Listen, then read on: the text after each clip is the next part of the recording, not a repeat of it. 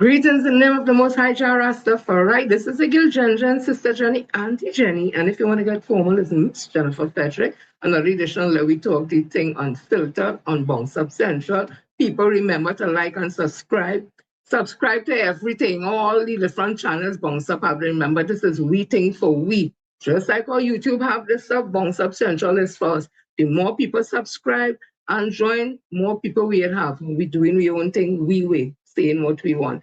People, tomorrow's African Emancipation Day, so I try to put on something to kind of look the part, but we'll get to that. We start a little late, but you know what it is with technology. So let me start the thing right.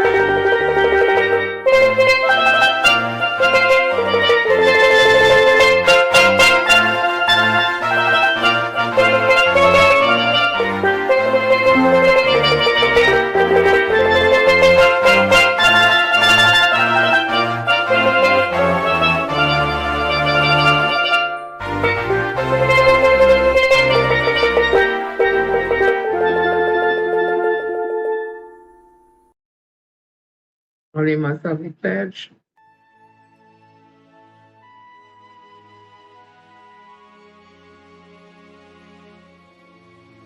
I solemnly pledge to dedicate my life to the service of my God and my country. I will honor my parents, my teachers, my leaders, and my elders, and those in authority. I will be clean and honest in all my thoughts, my words, and my deeds. I will strive in everything I do to work together with my fellow men of every creed and race for the greater happiness of all and the honor and glory of my country.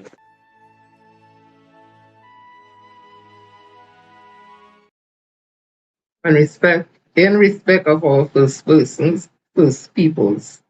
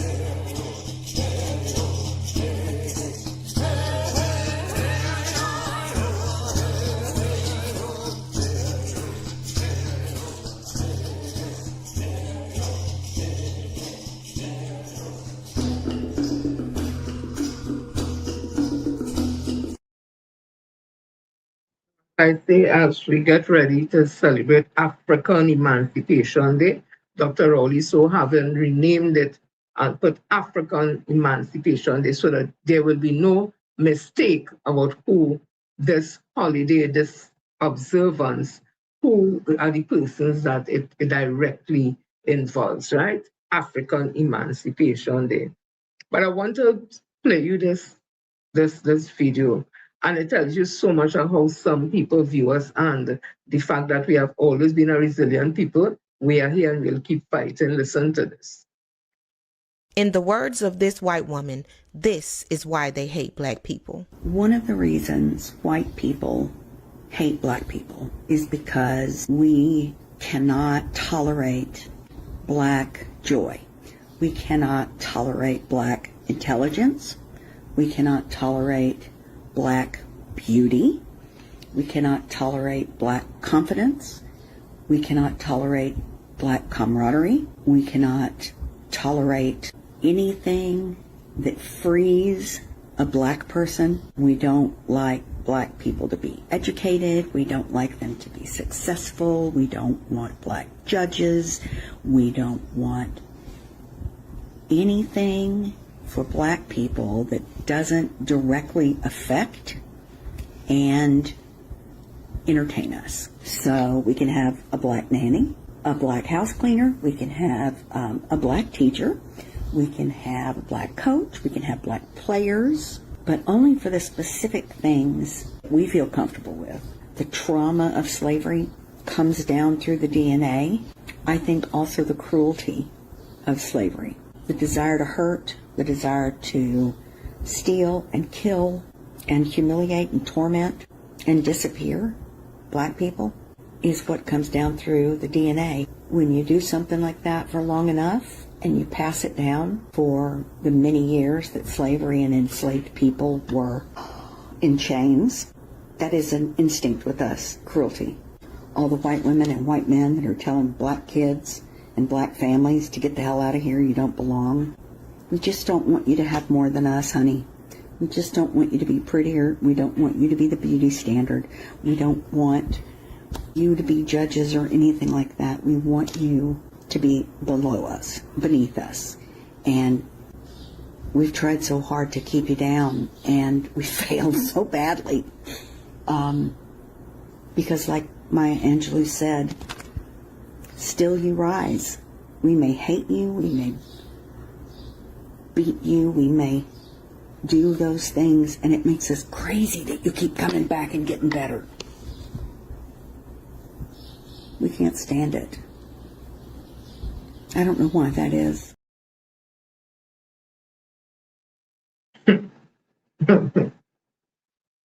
We are resilient people. And while we would say not everybody think like that, but just even one person thinking like that, wow. So let me continue. One thing she admit, that no matter what they do, we keep coming back and we keep succeeding and exceeding. Yeah? Okay. While Europe was consuming Africa, one queen looked at the ships arriving on her shores and made a decision. Not one of them was leaving with her island.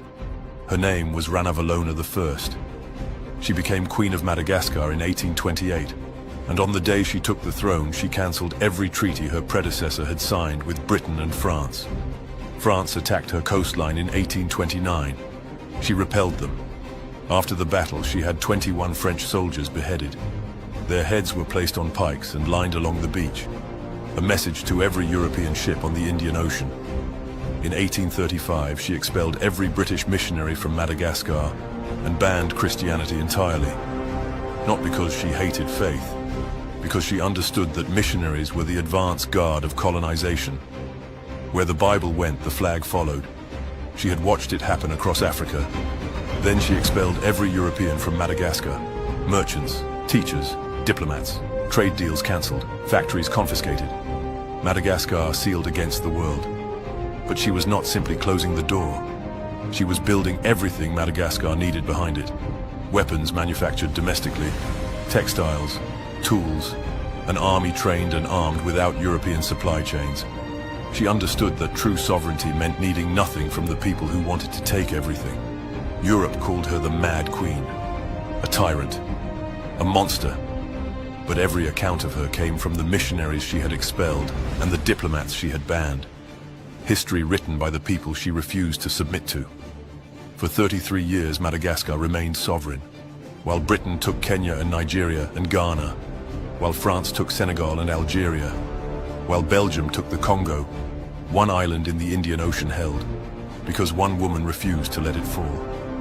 But while Ranavalona was still on the throne, her own son, Prince Rakoto, secretly signed a charter with the French, giving France exclusive rights to exploit Madagascar's land and resources. He signed it behind his mother's back, while she was still alive, still fighting. Ranavalona I died on August 16, 1861. Within months, her son opened Madagascar to European missionaries, to European traders, to European influence. Everything she had spent 33 years building reversed in months in 1896, 35 years after her death. France formally colonized Madagascar. She had not been wrong about what was coming. She had simply been the only thing stopping it. Europe called her mad. History is beginning to call her something else. The Queen who was right. Follow at unbroken legacy. She kept an island free.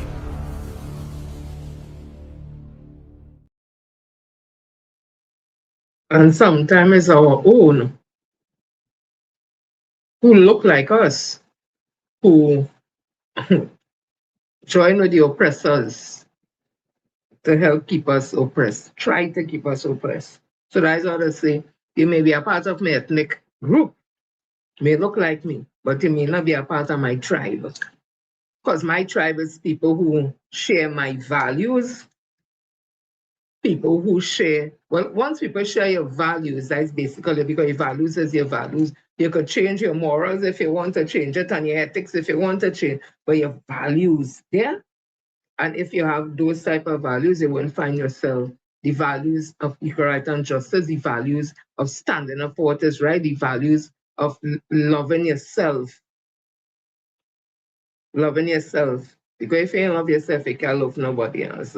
The values of good family, the values of friendship, those things, fundamental things. Once you meet somebody, may not be of your ethnic group, a different ethnic group, and they share those things with you, you'll find you faster that you will more align with them. So that's why I say, not because you're a part of my ethnic group, it means you're a part of my tribe. But I love my ethnic group and I'll do everything that I can to help to assist for the upliftment. Yeah? So let me continue. Listen to some history about Fidel Castro. Take a look at these photographs. Different countries, different leaders, yet the same face keeps appearing. Fidel Castro. How did Cuba's revolutionary leader become woven into so many defining moments of African history? 1959, that was the year Fidel Castro overthrew the Batista dictatorship in Cuba and came to power. Castro believed colonialism, apartheid, and imperialism were part of the same struggle. Supporting liberation movements abroad became a central part of Cuba's foreign policy. But Africa also held a deeper significance. Between the 16th and the 19th centuries, hundreds of thousands of enslaved Africans were taken to Cuba. Their descendants helped shape the country's culture and identity. In 1998, addressing South Africa's parliament, Fidel Castro said, "Without Africa, we would not be what we are today." One of Cuba's earliest African partners was Ghana under Kwame Nkrumah. Both leaders believed newly independent nations had a responsibility to support those fighting for freedom. As liberation movements spread across Africa, Cuba became increasingly involved. Its first major intervention came in Algeria, where it sent doctors, military advisors, and supplies after independence in 1962. In the Congo, Cuba backed the Simba Rebellion following Patrice Lumumba's assassination. Che Guevara led the mission in 1965. Although it failed, Cuba did not abandon its commitment to Africa. It later supported Amilcar Cabral's struggle in Guinea-Bissau and Samora Machel's movement in Mozambique, providing military training, doctors, and technical assistance. The defining chapter came in Angola. When civil war broke out in 1975, Cuba intervened in support of the MPLA, launching Operation Carlota. Over the next 16 years, more than 300,000 Cuban troops served in Angola. The significance of Cuba's role was perhaps best captured by Nelson Mandela. Soon after his release from prison in 1990, Mandela traveled to Havana to thank Fidel Castro for Cuba's support during Southern Africa's liberation struggles. The relationship did not end with the liberation wars. Cuba continued to send doctors, teachers, engineers across Africa, while thousands of African students received scholarships to study in Cuban universities before returning home to serve their countries. That commitment was visible again in 2014 when Cuba deployed the largest medical contingent sent by any single country to help combat the Ebola outbreak in West Africa. Fidel Castro remains one of the most significant foreign figures in Africa's modern history. His story is also part of Africa's liberation story.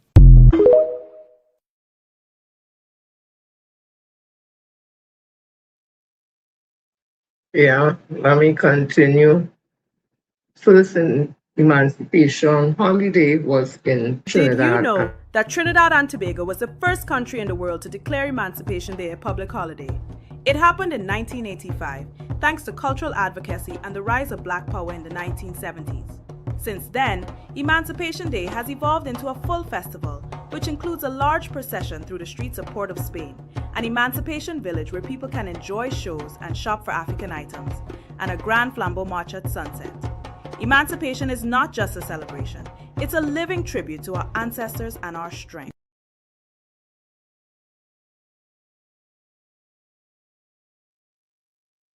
And let's turn to this.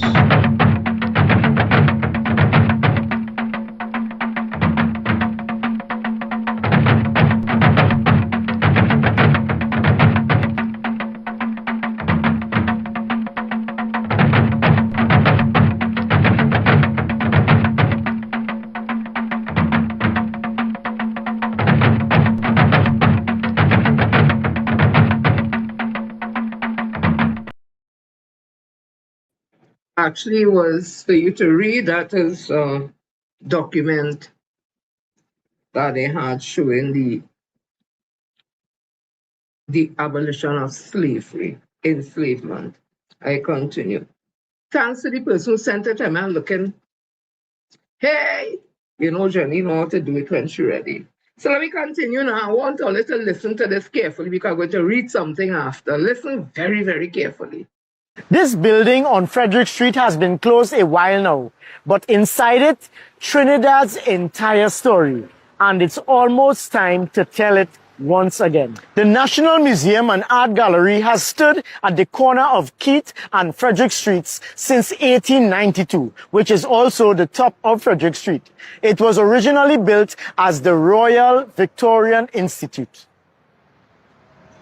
It was constructed in German Renaissance style to mark the Diamond Jubilee of Queen Victoria. In 1920, a fire devastated the interior and much of its collections. The nation rebuilt it.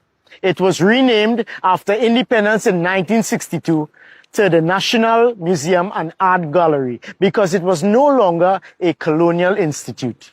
It was ours. During the restoration, the museum has been temporarily operating out of Castle Killarney, aka Stolmeyer's Castle in Sinclair. The building is coming back, and when it does, what's inside is extraordinary. Over 10,000 historical pieces, Amerindian artifacts of Trinidad's first peoples, canoes, tools, ceremonial objects going back centuries, way before Christopher Columbus ever arrived.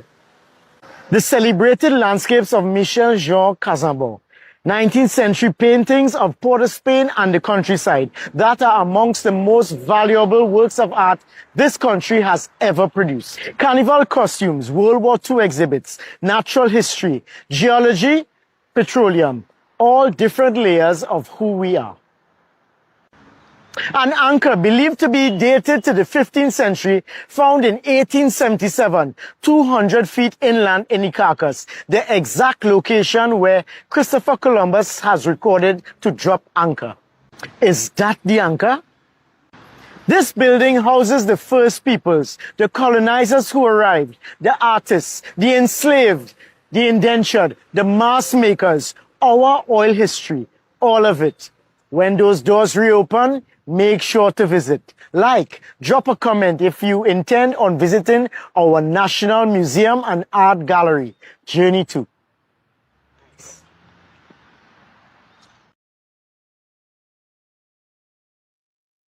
Now, I'm so happy to see that the museum is open, but that was the work of the People's National Movement. And did you hear him mention the Casabon paintings? You remember when Dr. Keith Christopher Rowley bought the Casabon paintings for the citizens of Trinidad and Tobago? They say all kind of nasty thing about him. And what the man say? Our most treasured painting of our landscape, the Casabon paintings. If it wasn't for Dr. Rowley, they would have had that in the museum. This is what Dr. Rowley would have said. He has stated that art and music affect the human condition and can influence behavior, specifically noting that songs glorifying violence should be condemned rather than outright banned. Impact on human condition, he noted a general consensus that creative expressions like music shape human thought and actions. Condemnation versus banning. While he believes violent or explicit lyrics, such as those in some Trinidad music, ought to be publicly condemned, he argued against a total government ban. Effectiveness of bans. He explained that banning specific songs or genre on digital platforms or radio is largely ineffective and often makes the content more desirable.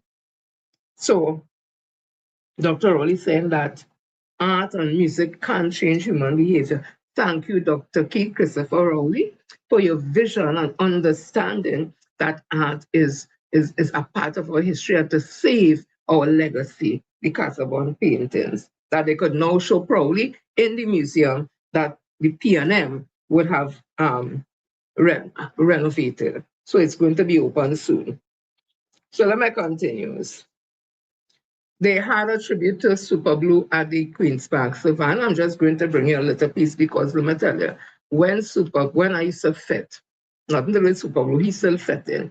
When I used to fit, Super Blue used to get me to run up and down, roll around, fling my flag, and all fit where he is. In one fit, so as he come out, I go along in the next fit right in front of the stage again, touching his pants. I saw the man was say, I didn't just see them in UE. Oh, used to be me and my friend.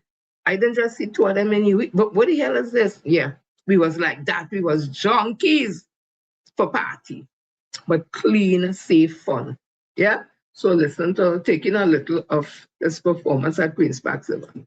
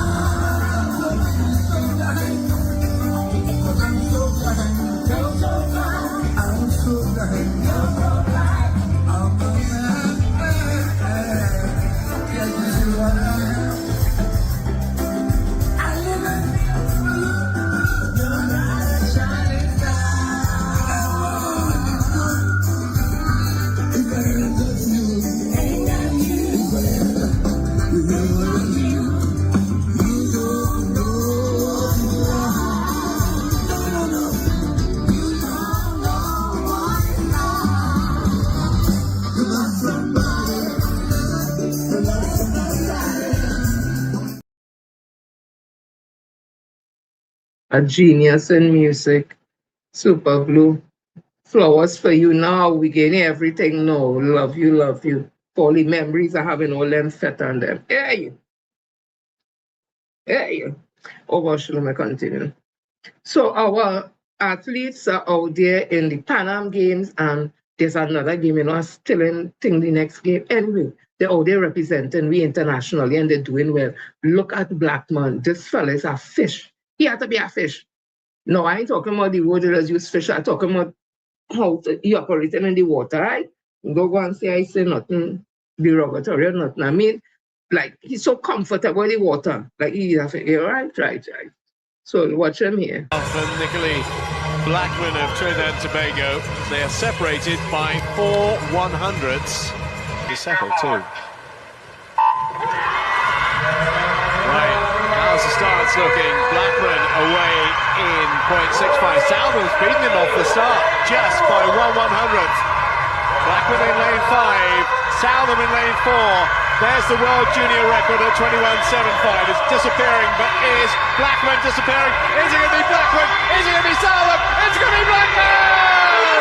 22.35 for Trinidad and Tobago, and he beats Salmon by 8 100ths of a second.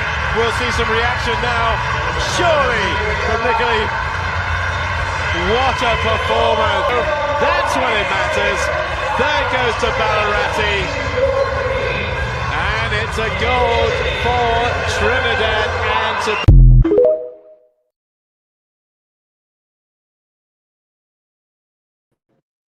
Fastest junior swimmer in the world. Hey, congratulations, Mr. Blackman. Let me show you some little pictures of some pictures of others.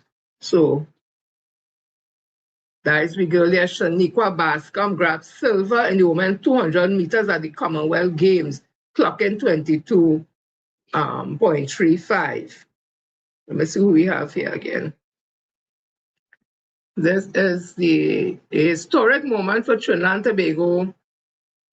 Zion, Coulda,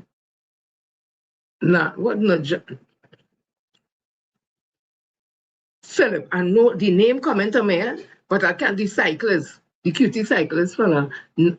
I ain't trying to pronounce that right now. And Nicholas Paul claimed the nation's first ever Commonwealth Game medal in the men's team sprint, securing bronze at Glasgow 2026. No, it's not a Kosi. Congratulations. Congratulations. So I'm going to put up this one.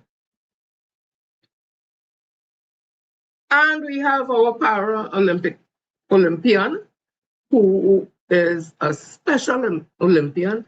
He, from Tobago, Akeem Stewart, has been doing, human service and bringing home the medals. So this Akeem Stewart has delivered Team Trinidad and Tobago first medal in the Glasgow 2026 Commonwealth Games, claiming bronze at the men discus throw. And they have all the different lengths he throw it and all that. And final with a season best throw, 56.82. Yeah. So he doing it in the Paralympics and he doing it also. Hey!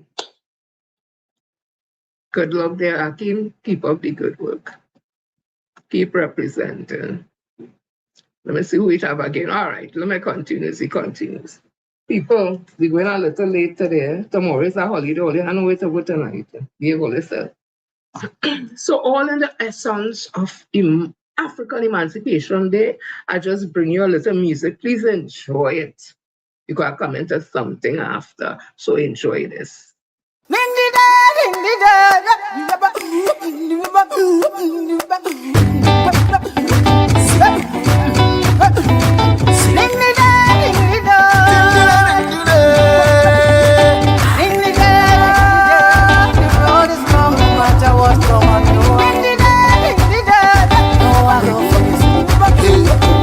Even though the road is long, no matter what come, I know I'm gonna make it. Yes, I'm gonna make it. Even though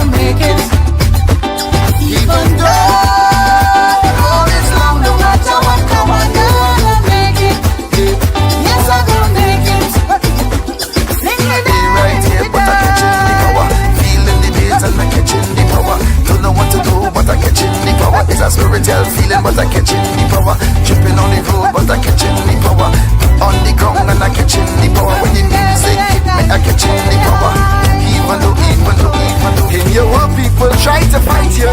All how they will bring you down. Behind your back they trying to spite you. Smiling with you like you're a clown. Yes, you know them people back drunk you. Yet still you always stay cool. But you remain focused and get through. Now all of them feeling like fool. I say even though the road is long, no matter what come, I know I'm gonna make it. Hey, oh Lord, I'm gonna make it. Let them know, even though the road is long, no matter what come, I know I'm gonna make it. Hey, yes, I'm gonna make it. Right here, but I'm catching the power. Feeling the veins and I'm catching the power. Don't know what to do, but I'm catching the power. It's a spiritual feeling, but I'm catching the power. Jumping on the road, but I'm catching the power. On the ground and I'm catching the power. When the music hit me, I'm catching the power. Even though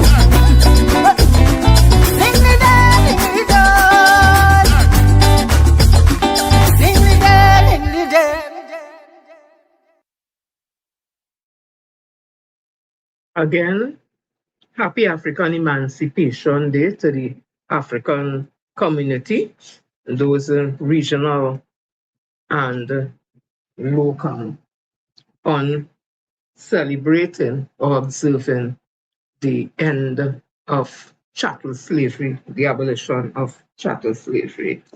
And all rest his soul, that is Mr. Devon Matthews, who was there with Sister Yolanda. He would have passed.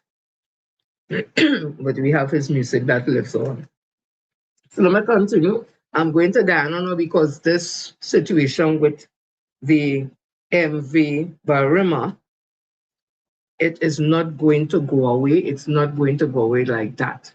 Too much lives were lost, and there, in my opinion, being a labor person and knowing about health and safety, there seemed to be some health and safety issues. I don't know if it was verbalized or I don't know. I'm just saying, watching and listening, there seemed to have been some labor issues. I don't know what is the health and safety laws in Guyana and all that. I know in Trinidad and Tobago, no boat like that and how they're describing that boat will be allowed by the authorities, whether the government or the agencies that have to check these boats and all that, will ever be allowed on the waters carrying anybody.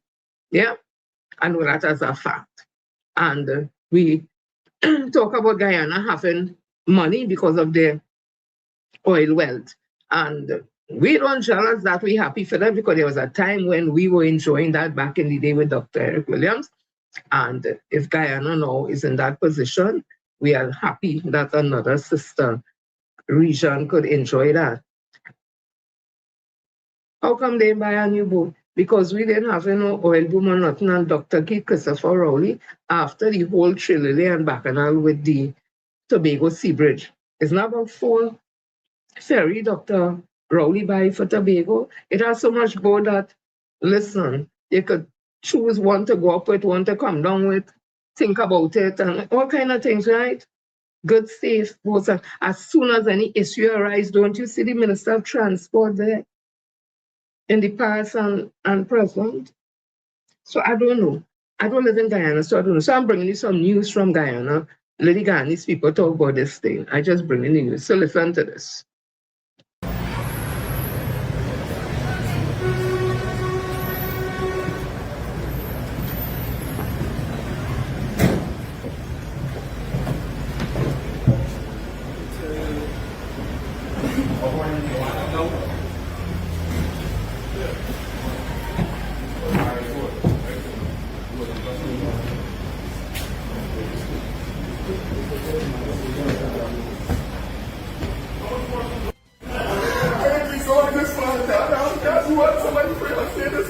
Father God.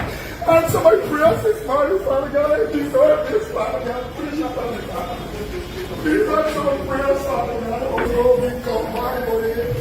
Everybody knows the whole vessel is going to be the one is 87 years old in that vessel. The vessel have a lot of history. The vessel anchor walking. The vessel radar don't have a radar. The vessel don't have a stop and rescue transponders.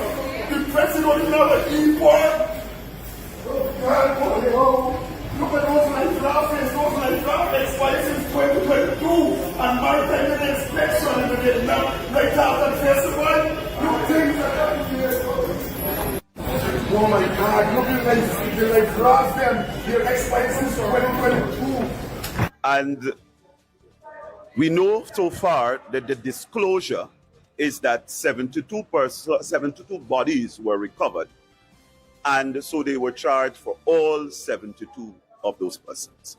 We listened to the prosecution narrated the facts in relation to why they were charged, in terms of who have responsibility, and that the boat was overloaded. Now, you had the minister who was responsible for transport and harbor, came out and said on public television that the boat was not overloaded. And that was so pronounced. In every single press conference held by the Prime Minister, there was absolutely no indication that they found, in addition to the loading manifest, that they were able to establish the load of that boat. Now, you could imagine, there is a clear pronouncement yesterday that, and the fears of the Guyanese people, that we may not even see the boat back on water. So my thing is, how do they hope to establish the weight of that boat? How do they hope to establish that? This entire commission of inquiry that was announced by the president is a farce. Because the police have done what the commission of inquiry is supposed to do, and they have already come to a definitive conclusion on this matter. And so we have asked for an early disclosure. This matter was heard before the chief magistrate. It was transferred to the charity court, where it will be before the substantive magistrate, because that's the jurisdictional court. And that we have asked for early disclosure in the matter, which I believe is on the 3rd of August. Because we intend, as I said today in court, we intend to make preliminary legal arguments in relation to this matter. Let me bring you the perspective from a podcaster. These things are important. The DPP just signed a blank check to every victim of this. Let me tell you why. The Director of Public Prosecution came out today and said, these 3 guys right here, there was enough evidence to charge them. If you look at my earlier video, I made it clear. These 3 guys are employees of the state. So if the DPP is saying they should be charged criminally, she's also saying that the government would have conceded it is their fault. These guys are not employed by themselves. Let me explain to you what I mean. Imagine a minibus would have turned over and the driver survived. A few people died. I'm not wishing this on anyone. I'm just using an example. A few people died, and we are saying, let's investigate what happened. Was it force majeure, meaning too much wind? The owner then showed up the next day and had the driver arrested, because he said the night when he collected the driver, he tested him and found out he was drunk. Are we still to wonder who's at fault? So now if the government is saying their scapegoat, as we said earlier, they're trying to use, they exposed themselves. So if I am a victim, the people that have been getting 100,000 should be demanding 100 million now, because the government just conceded to the fact that they are at fault. Think about what I just said here. These these captain and crew member are employees of the government. It's a government vessel they were operating.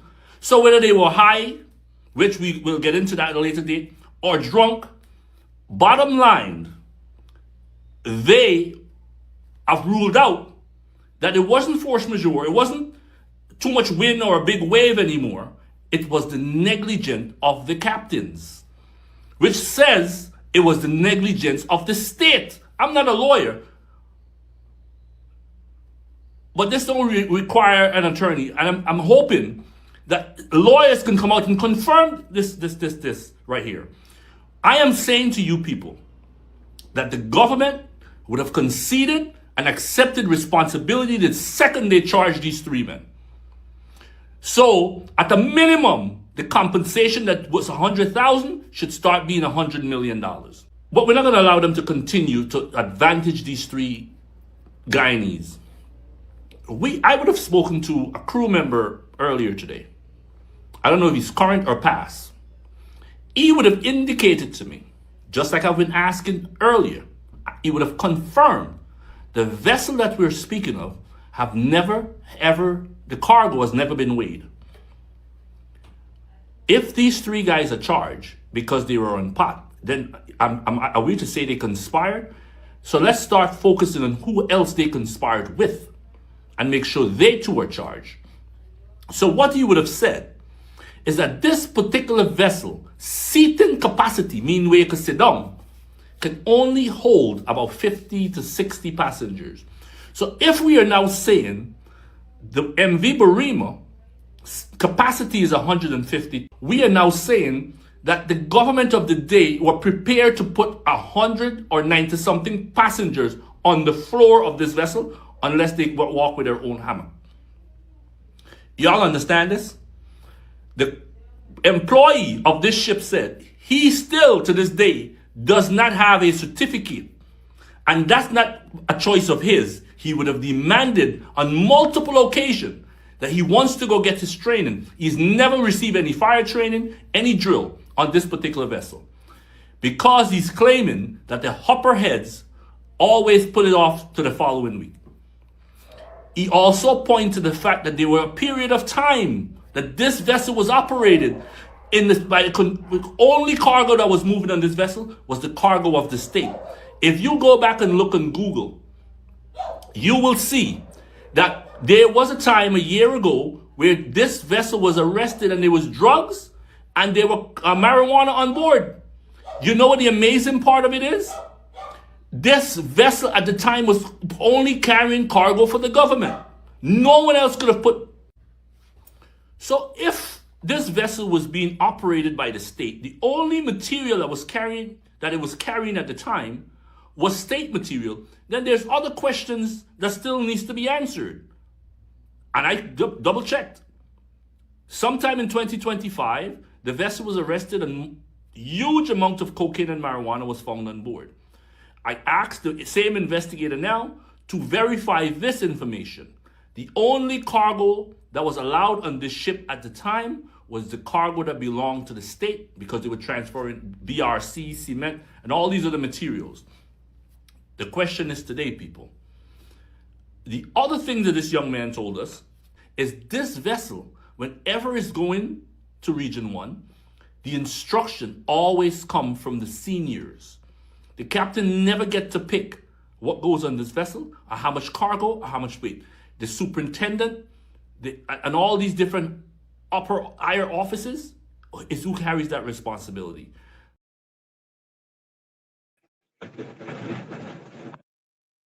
At the end of all that, If you miss the train I'm on, you will know that I am gone. You can hear the whistle blow 100 miles, 100 miles, 100 miles, 100 miles, 100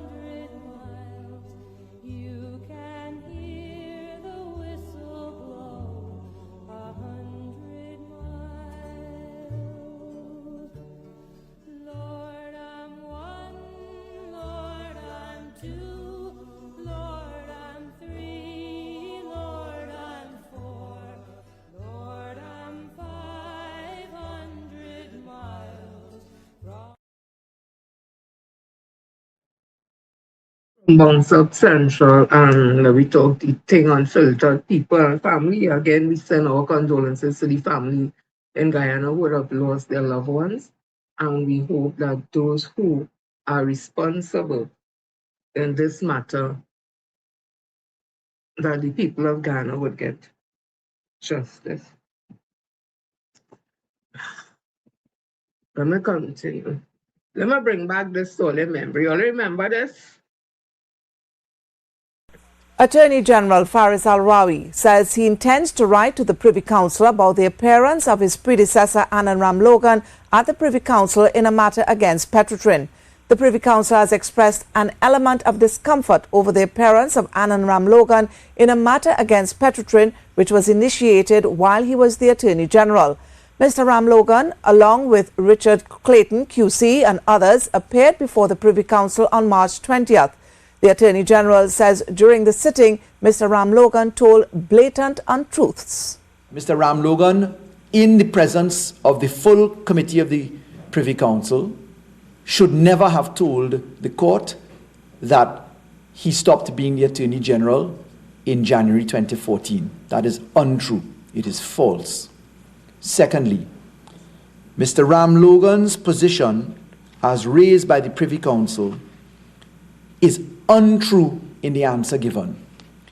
The case brought by social activist Ravi Balgovan Maraj against Petrotrin seeks to overrule the decision of the High Court seeking judicial review of a Freedom of Information request.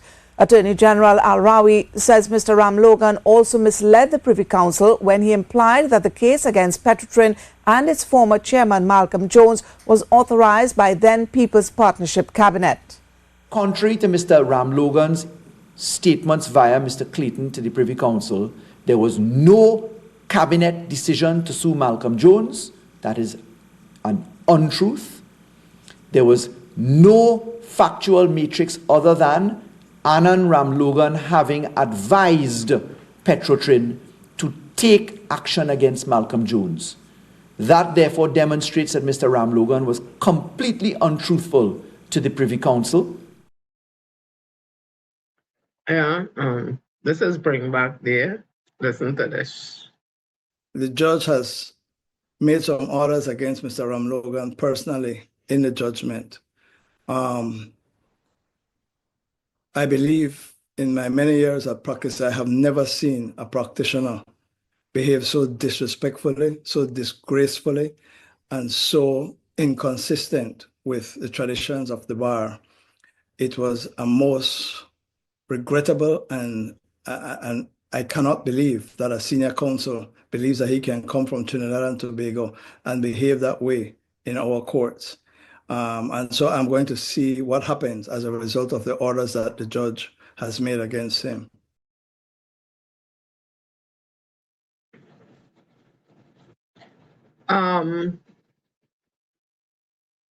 Senior counsel Anand Ramlogan is in St. Vincent, along with senior counsel Stuart Richard Young.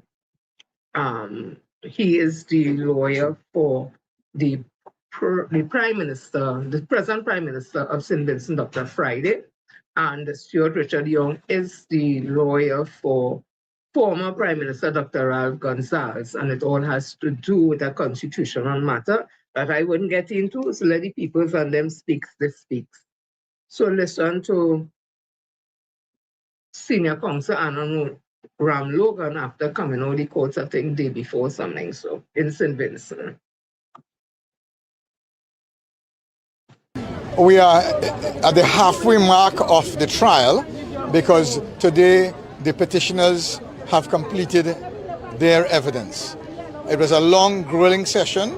I cross-examined Ms. Sarah McKinnon, the Canadian immigration expert attorney who gave evidence on behalf of the petitioners, and she was in the box for quite a long time testifying virtually. I've cross-examined both petitioners and all of their witnesses, and several remarkable things have emerged during intense interrogation in the witness box that we are looking forward to addressing the court on. We remain extremely confident about this matter. We repose our confidence in the learned trial judge to do justice according to law and in the best public interest in this matter. Dr. Friday and his government was elected with an overwhelming mandate, and this election petition is now going to be soon a year into the life of his administration. The fact that he sat patiently in the court out of respect for due process and the legal system as the head of the executive arm of the state in itself underscores his commitment to the rule of law and respect for the legal process and the Constitution of St. Vincent and the Grenadines. Today, we feel very confident. We come back in the first week in September when we will present our evidence, and thereafter in November, we will then wrap up and provide our legal submissions. The law is the law, but the love of the people has nothing to do with the law. And when I see the throngs of people, how they are attracted to Prime Minister and the love that they show him every time he arrives in court in the morning, lunchtime when he comes out, and in the evening when he emerges from court, no law, no judgment can take away that love that he enjoys from the people. So we await the judgment. We think that it will be consistent with the democracy and the democratic will that manifested itself in the general elections, and we are very confident that this matter is not going to detain us for much longer. Right, listen to Stuart Richard Young. We've just completed 3 days, the first 3 days of the evidence of the petitions that are before the court, dealing with a very, very important constitutional position. We, the petitioners, have now completed their evidence, including the expert, and I feel very confident. I am pleased with how the 3 days have gone, and I look forward to the next stage, which will be cross-examining the respondents' witnesses. But when that time comes, you all will see. You would have heard, well, that is what you would have seen there, some theatrics, but also I respect my friends on the other side are entitled to make what objections they want. You would have heard the court yesterday. We made an application to amplify. They objected. We spent hours on that. And the first thing the court did this morning is rule that we could amplify the expert evidence witness. And then it flowed from that. So nothing in the proceedings have surprised me thus far. And as I say, I look forward to the completion of this case and the determination by the court. And I feel good on behalf of the petitioners. All right? Yeah. Listen to this lawyer. President, please. Over the next 2 days in the High Court of St. Vincent and the Grenadines, something significant will be happening on the 28th and 29th of July as a motion is being heard challenging the constitutionality of the nomination and subsequent elections of Godwin Friday and Fitzgerald Bramble to the House of Assembly here. I am urging Vincentians to stay locked in, follow this because it is significant. Here we have 2 members of Parliament who knew that their swearing of allegiance to the Canadian government and the Constitution made them ineligible to be nominated and elected. But instead of giving up the passports of the foreign country, they have decided instead to change the Constitution to make it legal. Today, those submissions will begin. Lawyers for the petitioners, Carlos Williams and Luke Brown, will be presenting their case. It is really important that you follow along so that no one can tell you any foolishness regarding what is happening. But what is at stake here is how significant and how hallowed our Constitution is. Can it be just changed at the whims and fancies of any government that seeks to protect themselves? Note, these changes are not about making the lives of Vincentians better. They are simply to protect passports that, in all fairness, should be given up. After all, you are senior members of government here. As a matter of fact, Godwin Friday is leader of government. What is so significant that you would want to change our laws, our Constitution, the highest law of the land, just so that you can keep a foreign passport? And please, do not forget that this changing of the Constitution is an attempt, an illegal, unconstitutional, and wicked attempt at trying to pervert the course of justice so that when they present their submissions, they would be able to say, this is what the law says, by changing it and making it retroactive all the way back to 1979. Listen, I want you to pay attention. I want you to follow along closely because this is significant for democracy, for our constitution in our blessed country. Stay locked in. Until tomorrow, class dismissed. I just bring in all the people say, listen to this one now, Papa. And we don't want to get bogged down with distractions. You know? The point of the matter is... Well, you certainly created your own distraction, Prime Minister, by bringing those two bills putting those two bills on the Parliament on the order. Well, you brought six bills, but two very controversial ones, which people have described as self-serving, given that you are one of the two people. Yeah. Papa Laps. 28th of July. Friday in courts. He have to go. He's a Canadian citizen. I don't want a Canadian for a Prime Minister. Friday have to go. Time enough. Friday have to go out of office. He's a Canadian. Foreign currency. Papa, I never hear sentences so much bacchanal yet. Like anytime you link with the yellow code in Trinidad, and you keep it and go and let them come to help you with the election, wherever in the country, like bacchanal laws break up, because I never used to hear sentences so much comments before. But they go sort out. I just bring all what the people say, not what me say, Papa. Let me continue the continuous. So I saw this a couple of days ago. Just now, what do you think, a little thing. Right, let me see. At the stage. That there is an article with a picture, and it has some lily in it. So let me read this thing for you. Just days after the controversy surrounding the People's Action Movement, that is a party called PAM, not Trinidad, decision to announce politician Anna Roberts as a keynote speaker for its 60th anniversary conference, only to later replace him following widespread public criticism.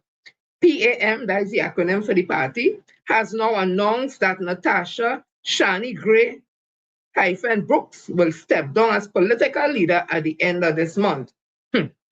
While the party has described the move as a strategic leadership transition, the timing is certain to raise questions.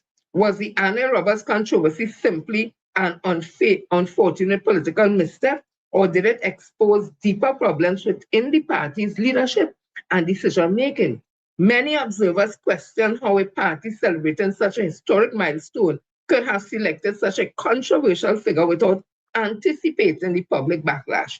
The questions do not end there. Who was responsible for recommending Anna Roberts? Who approved the decision? And did the fallout from that episode accelerate the leadership change now taking place? PAM has offered its explanation, but many supporters and political observers are likely to continue asking whether the Anna Roberts saga was merely a coincidence or the tipping point in the end of Shani Gray-Brooks' leadership. What country is this? What country is this, Olia? Olia, watch the flag. Olia can see the flag.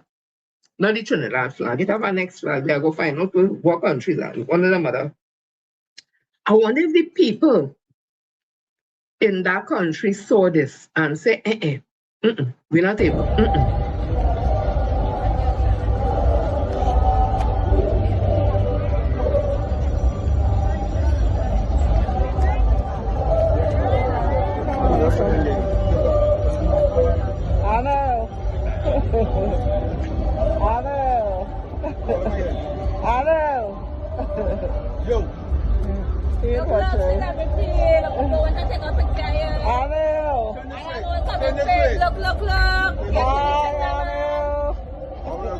I'm good. How are you?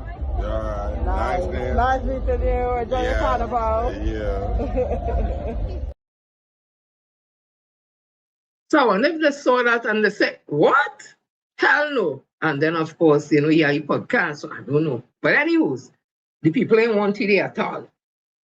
They said, And the city woman who was leading that party, PAM, she stepped down. So me, I know if one has something to do with the next one and make it two. I don't know. I'm seeing this piece of bacchanal here now. Could it be possible that some of us were scammed while paying our traffic ticket online? Well, that's what I'm hearing. And as a result of what I'm hearing, I am calling on the Minister of Transport and the Minister of Finance to come out and either acknowledge or deny that there's a fiasco happening behind the scenes regarding the online payment portal for fixed penalty notices in Trinidad and Tobago. Because it's been alleged by former employees of the National Payment Innovative Company of Trinidad and Tobago that persons have been paying their fixed penalty notices online with credit cards. The money has been deducted, but it's not being reflected on the Ministry of Transport's website, which means in their eyes, the payment has never been made. But it gets worse, because apparently, WePay was the backbone for this whole payment infrastructure system, and because of an error behind the scenes, either deliberate or accidental, WePay hasn't been remitting the money to the Treasury. So the money has just been staying in WePay's account, and it was discovered after an audit that hundreds of thousands of dollars was just chilling in WePay's account, not being remitted, in other words, not being sent or forwarded towards the Treasury. So they fired WePay, and as a result, both ministers are silent on the matter as there's a mad dash behind the scenes to find a replacement for WePay. But because there's a mad dash to find a replacement, they are not going through the regular procurement methods. So if these allegations are true, right now it's total chaos behind the scenes when it comes to this online payment system. Now imagine the chaos for any citizen that have to actually go and prove that they paid their ticket online. This place is a joke, you know. That's the next piece of bacchanal there, but WePay, the guy came out. Let's put him up here, cutie guy. I hope he could, which part it is. Just now. That's the guy there. There's a, excuse me, close this. This was yesterday's Guardian. WePay rejects claim it mishandled government funds. Just a minute. WePay Chief Executive Officer Aldwin Wayne has rejected allegation that his company mishandled government's fund or was responsible for the reported failure of the online fixed penalty notice payment system, insisting that WePay neither receives nor holds public money. In an interview with Guardian Media on Wednesday, Wayne said WePay functions solely as a software provider, with all payments made through its Courts Pay platform deposited directly into government's approved bank accounts. He said claims circulating on social media that WePay retained government revenue were crazy because of how government payment systems are structured.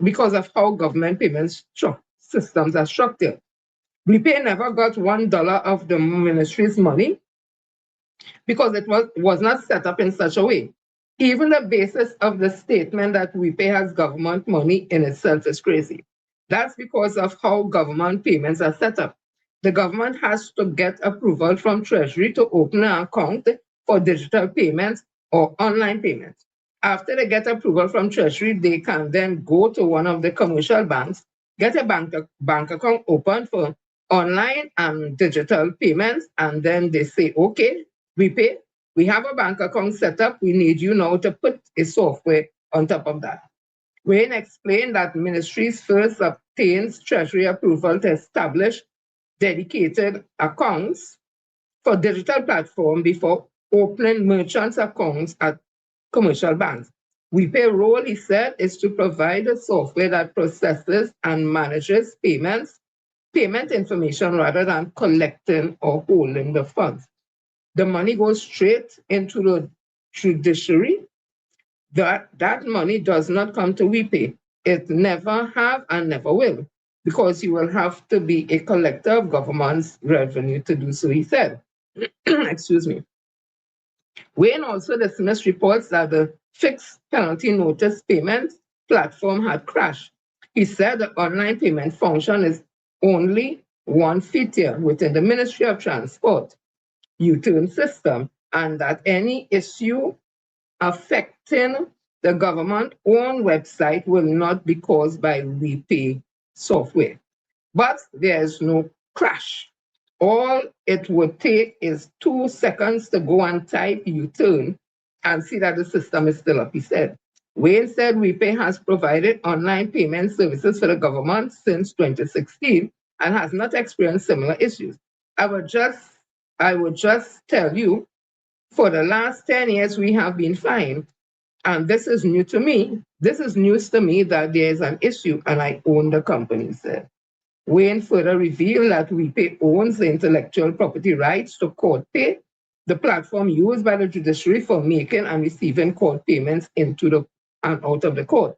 Guardian Media understands that a cabinet decision taken in July last year discussed the expansion of court pay across additional government services through the National Payment and Innovation Company at Trinidad and Tobago, NPICTT. Finance Minister Javindra Tanku, Minister of Finance, Minister in the Ministry of Finance. Okay. Finance Minister Javindra Tanku, Minister in the Ministry of Finance Kennedy Sarat Singh, who has responsibility for NIPCTT, and Transport Minister Eli Zakuru were contacted for comments but has not responded up to publication. Ring the bell, ring the bell. Let me just jump to Tobago quickly. I forgot to do this.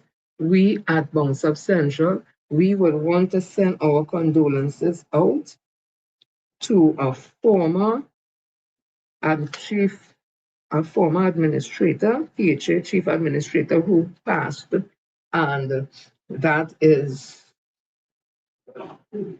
Alan Richards, the Tobago House of Assembly first chief secretary, chief administrator, and a leading figure in the island public service and business community has died. Richards died at the Roxborough Hospital following a recent medical emergency. Prior to his passing, reports stated that he had been hospitalized in serious condition after suffering a stroke. Richard, who served as the THA first chief administrator from 1996 to 2008, was yesterday remembered as a visionary leader whose decades of service helped shape Tobago's public administration and economic development. In a news release, the Office of the Chief Secretary extended condolences to Richard's family, friends, and loved ones, describing him as a distinguished public servant, visionary businessman, and proud son of Tobago.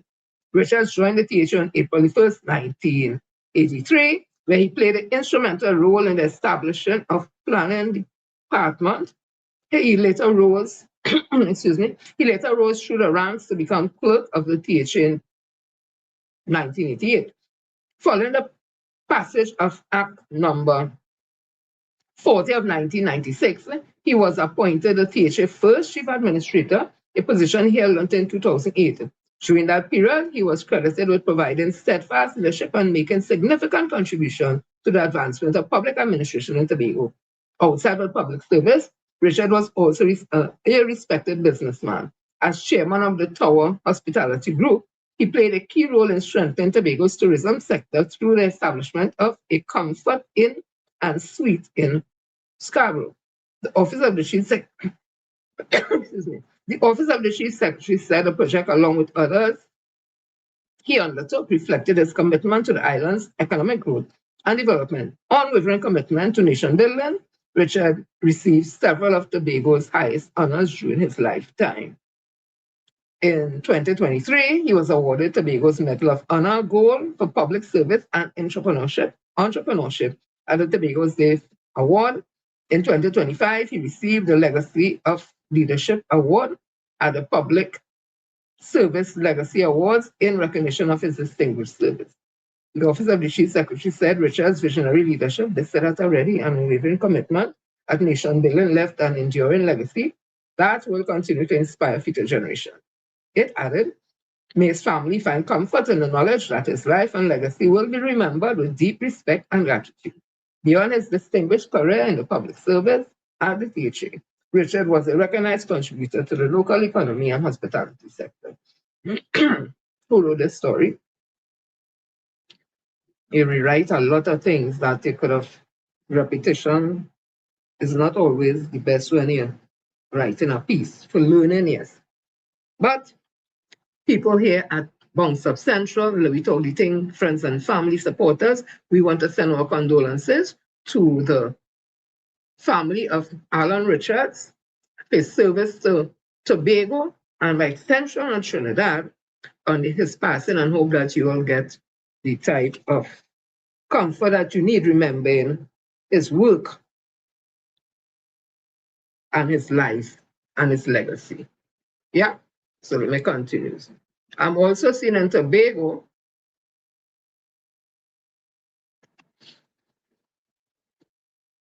big message staff of the counter trafficking unit. Don't buy sex, it could cost you everything. So they're out there. Excuse me. They are out there in Tobago, the counter trafficking unit. They are out there in Tobago highlighting certain issues that's happening in Tobago. And I see coming out of that, some gentleman make a whole confession that he was involved in human trafficking and all that. I'm seeing that the police is, I don't know if questioning him or looking into it, but he make a whole thing. He say he was a human trafficker and he explained the thing to a T. Yeah, so sex tourism still plagues Tobago. Excuse me, this was in the Daily Express by Elizabeth Williams, a story. Big measured staff of the counter trafficking unit yesterday unveiled a billboard in Tobago where they vowed to dismantle criminal elements in Tobago. The billboard is located along Claude Noel Highway near Chevron Road and the License Division. So let me see what they say here quick. Okay. Very quickly. So according, sex tourism remains a troubling reality in Tobago, the counter trafficking unit, CTU, of the Ministry of Homeland Security has said. According to the CTU, the island continues to record cases linked to the illicit trade. CTU Deputy Director Dane Marie Marshall revealed yesterday that statistics indicate between 2% and 3% of the country's reported human trafficking cases originates in Tobago. She said the unit is intensifying efforts to combat the problem, particularly during peak tourism periods when the risk of exploitation is heightened. Marshall comments came while speaking during the unveiling of a billboard titled, "Don't Buy Sex, It Could Cost You Everything," along the Claude Noel Highway and Chevron, Tobago. She stressed that law enforcement and stakeholder collaboration will be key to identifying and preventing cases of trafficking and sexual exploitation, while raising public awareness about the signs of human trafficking and the importance of reporting suspicious activities.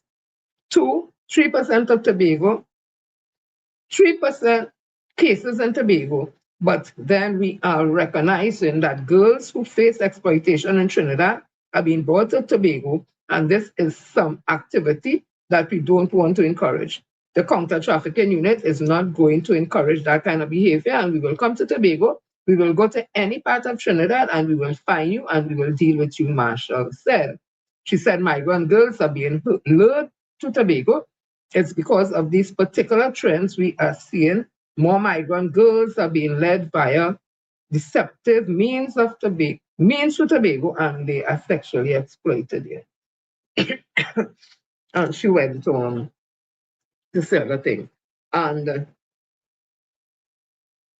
one of the side effects, I want a better word, of sex, human trafficking and sex trade is the amount of STDs, herpes, gonorrhea. So many things, women getting serious infections, women becoming pregnant and then having illegal abortions and then having a butt job done and the infection. So it's a whole range of things and a holistic thing. And I don't think people in Tobago should take it as an offense, but as a way to highlight to their children, to make them aware so that they don't fall into the trap of meeting people on Facebook and nobody telling them no foolishness and end up in that kind of situation. So good work coming out there from the counter trafficking unit, and Miss Dane What's her name? Something, Marie something. Let me see it again.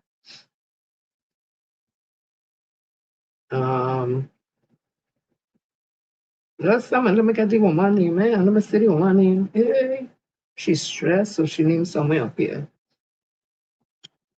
Where's she name? Where's she name? I remember the name. I say Miss Dane something something.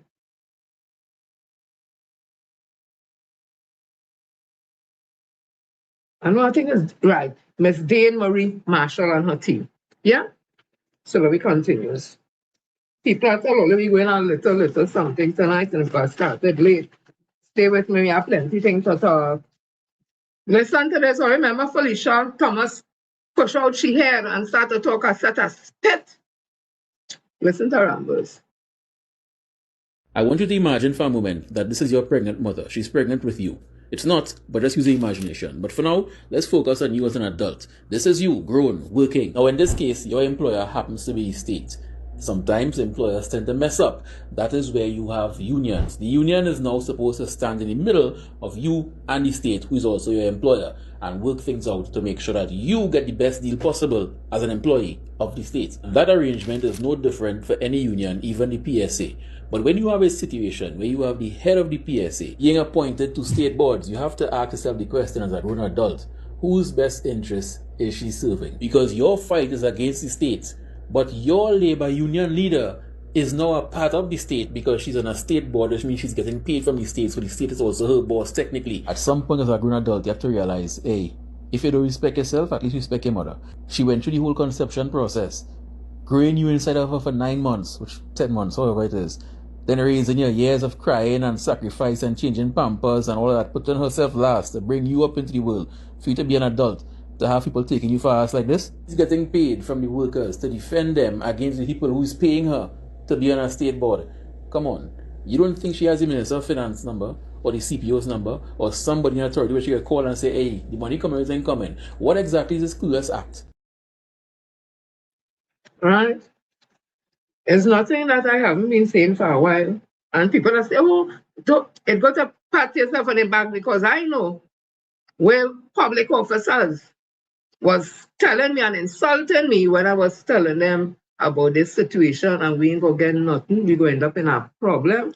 It's better we they take the 4%. Yes, I'm saying it again because all them union went and sat down in an economic presentation and the Minister of Finance at the time called Embod presented a whole economic landscape and if they get more than 4, how much it will cost and whatever, and they were told take the 4% now. When they come back to the table, yeah, consolidation of coal and it will go, the percentage will increase because they probably was looking at the fact that 2027 the oil, this and the gas and whatever, right? All them union leaders and them was there. And they come out of that, and because they into politics, I'm talking about PSA now, Leroy Batiste was into politics. He, in my opinion, advised and trained up public officers. 4% wasn't enough. We know it wasn't enough. But the years that the union, PSA, allowed to pass without negotiation being settled, PSA had to be blamed for that also. Because if it's every 3 years you have to negotiate, the Civil Service Act state who could initiate the start of negotiation. It's either the union or either the Minister of Finance who will direct the CPO. So if you see time passing and the CPO reach out to you to start negotiation, well then send your things and tell the CPO you're ready. And if the CPO is refusing to meet with you, then go and get a judicial review on the areas of the Civil Service Act that state who are the ones to initiate the start of negotiation and show who is in breach of that. Test the law. No. 14, 15, 16 passed. 17, 18, 19 passed. 20, 21, 20, and it goes on and on. And now this fool wants to tell you about history. Is the PSA making history that public officers without a settlement for almost 12 years going into 14 to 15 years? First time in history because there wasn't a politics, my opinion. Anyhow, so Brahma said that I see the President General or Comrade, whatever, of NUJFW, Mr. I think Christopher Ski jump out and make a live yesterday. And yesterday or the day before. And I want to ask him because I know the deadline for daily rated officers getting their back pay and increase in salary is today. That's the deadline. So is it your jump out to cast blame? I don't ask you a question, but here what I want to ask you, so with all due respect. Tell the retirees who retired 2019 onwards if they would get 40% cash and 60% non-cash. Tell the retirees if the only ones getting full cash is who retired between 2014 and 2018. Let me break it down if you're in here. There's a proposal in the collective agreement where the retirees who retired between 2014 and 2018, them getting straight cash. But those who retire after 2018, they fall in with the normal set of workers, 60% non-cash and 40% cash. Let me continue. Tell your members if all you send the documents to the relevant daily rated officers who have to calculate the money, example the checkers. Because I heard them saying, in my opinion, that is administrative thing. So administrative mean the workers. But if you send the documents that all you sign with the CPO, who boss is the Minister of Finance, to the relevant people, whether the foreman, the charger, or the checker, to do the work so that the ministries could stand and do up all the work to do the pay sheet, who getting this, who getting that, whatever, and then request money. How that go happen? So they do send the documents to the ministry.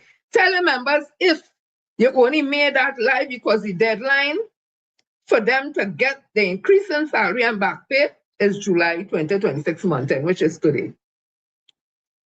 If checkers don't have the necessary documents, don't put no blame on them. If they can't do anything if they don't have documents, and all they sign with the CPO, that's all they sign with the CPO. They need those documents in order for them to be able to calculate daily rated officers' back pay and increase in salaries accurately. Tell your members if they don't have a car, a house, children in school, etc., what will happen to the 60% non-cash? Can they transfer the 60% non-cash? And to which family member from who could they transfer the 60% non-cash? I want to say, and why I so all up in this, before Mr. Keith was working as a daily rated officer and then he went into union and all that, my father was a carpenter in ministry at Works. There used to be right which part is and a different kind of building around London Street around there. My father was a carpenter. My two uncles was masons. My husband is a retired painter. And I have a lot of friends who are daily rated workers, so I'm in tune with what's happening. Show some respect to the daily rated workers, Comrade Skeet. Because already in the public service, some public servants that treat them as if there's nothing. That is a fact.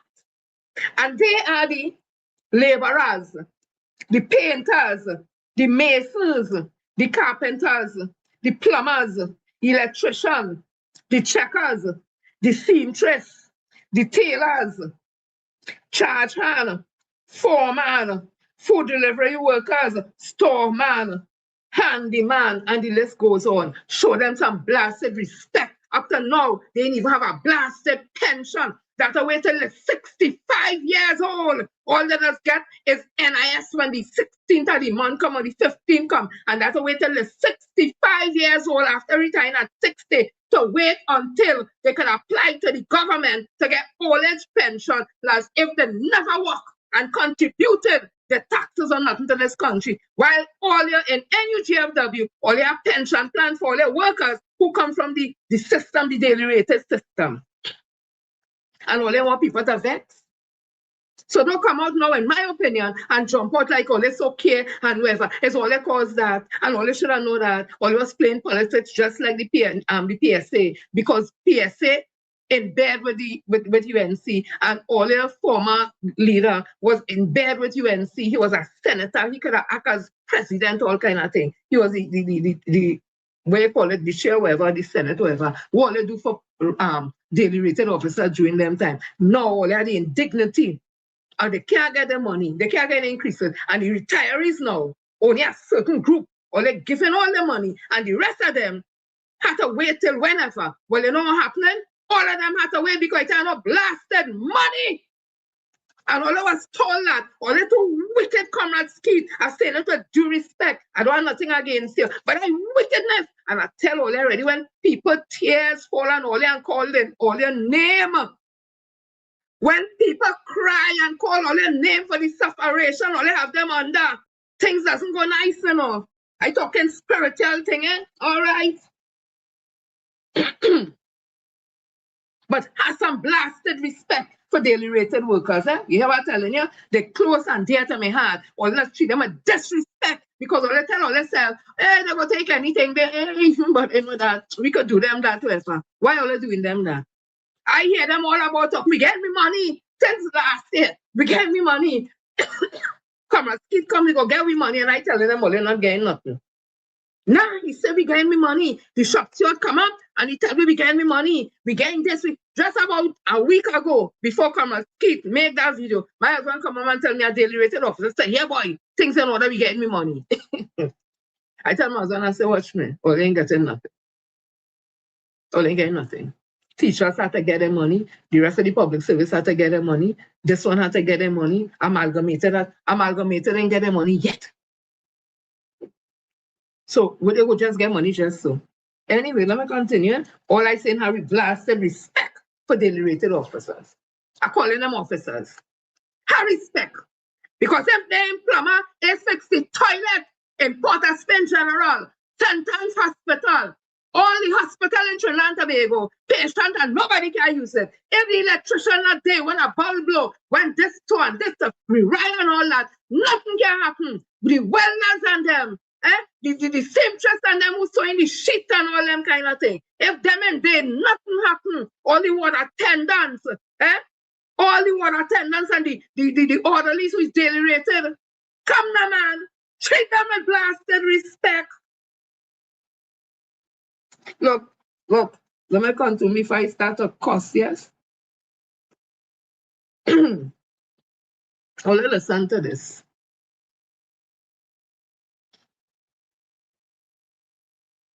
You know, start to see the picture.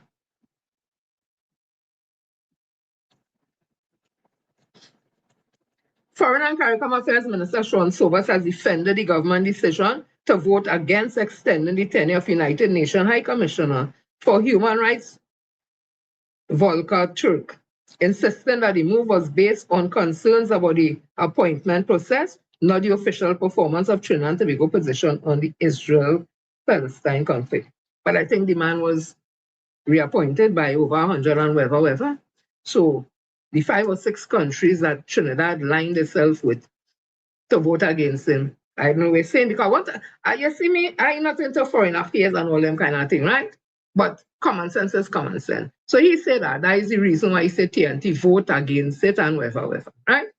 Okay. Let me see something here.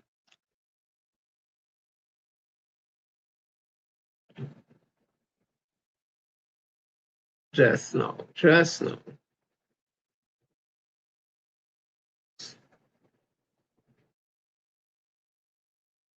Come on a minute. Here, this one. I don't know if it's connected or disconnected. And all these things. So watch this. This one here from the Global Politics. Read PNM, read. So U.S. Embassy, Trinidad and Tobago, 26th of November 2026. U.S. visas. The United States government makes all decisions about its visa. No foreign government is involved in visa approval, denials, or revocation. The United States does not revoke visas due to the exercise of the right of free expression, which is a cornerstone value of our country. The United States does not, however, revoke and deny visas based on criminal activity. Some people just special. I don't know. You also close with America. All you don't think all they will get them. I just ask. All they will get them name who to deny, who to pull back, whatever. I just ask them a question. So here was somebody put up. So answer me this, you big jackass. The United States government does investigate crimes in other countries now. How will they know who is a criminal and who is not a criminal unless the authorities in that country tell them so? Don't you think that they rely on what other governments have to tell them? Even if it isn't true, you're blasted duns. I didn't write that. But I play it for you. I read it for you. Let me continue. Hi. And then we saw this. So if we were in any doubt, because we up to getting a new ambassador. I think her name is Jennifer something, Johnson something. And she went before, wait, is it Congress or wherever let us go in front in America to probably pitch the case why she should be, I guess, the new ambassador. And she said a couple of things, but we will deal with another day. And but if we were in any doubt about where Trinidad is with Venezuela, it was all revealed up in that same hearing with that soon to be, I guess, American ambassador. Listen to this. Listen carefully up, carefully. And most recently, Trinidad has played an active role in support of U.S. law enforcement efforts in the region, including the arrest and extradition of Nicolas Maduro in Venezuela. We are very grateful for this work. All in place, always closing the fridge and when they bend down and something fall on, make a noise, and play it again. And most recently, Trinidad has played an active role in support of U.S. law enforcement efforts in the region, including the arrest and extradition of Nicolas Maduro in Venezuela. We are very grateful for this work. So all you now see why probably our Honorable Prime Minister is persona non grata. Do you think we could get anything from Venezuela? The Americans and them admitting that is Trinidad helped them to capture the president. Me didn't say so. Me didn't say so. I am shocked. Very shocked. Very, very shocked. But me and no, Papa. Them know better than me. And this one here, he have eye, ears, mouth, everything, so I guess he will see. He must be seeing more than we. I don't know. Anyways, let me continue. So, listen to this. So, Yana Trinbago, I don't know if all is seeing what I seeing, but what I'm seeing is a pattern. The UNC has been setting the stage long time, since 2010 to 2015. They passed two laws that we see being weaponized today. They passed two laws that we see how they use it to oppress the citizens today. The first one is the public procurement and disposal of public property and assets. I have a question for the government.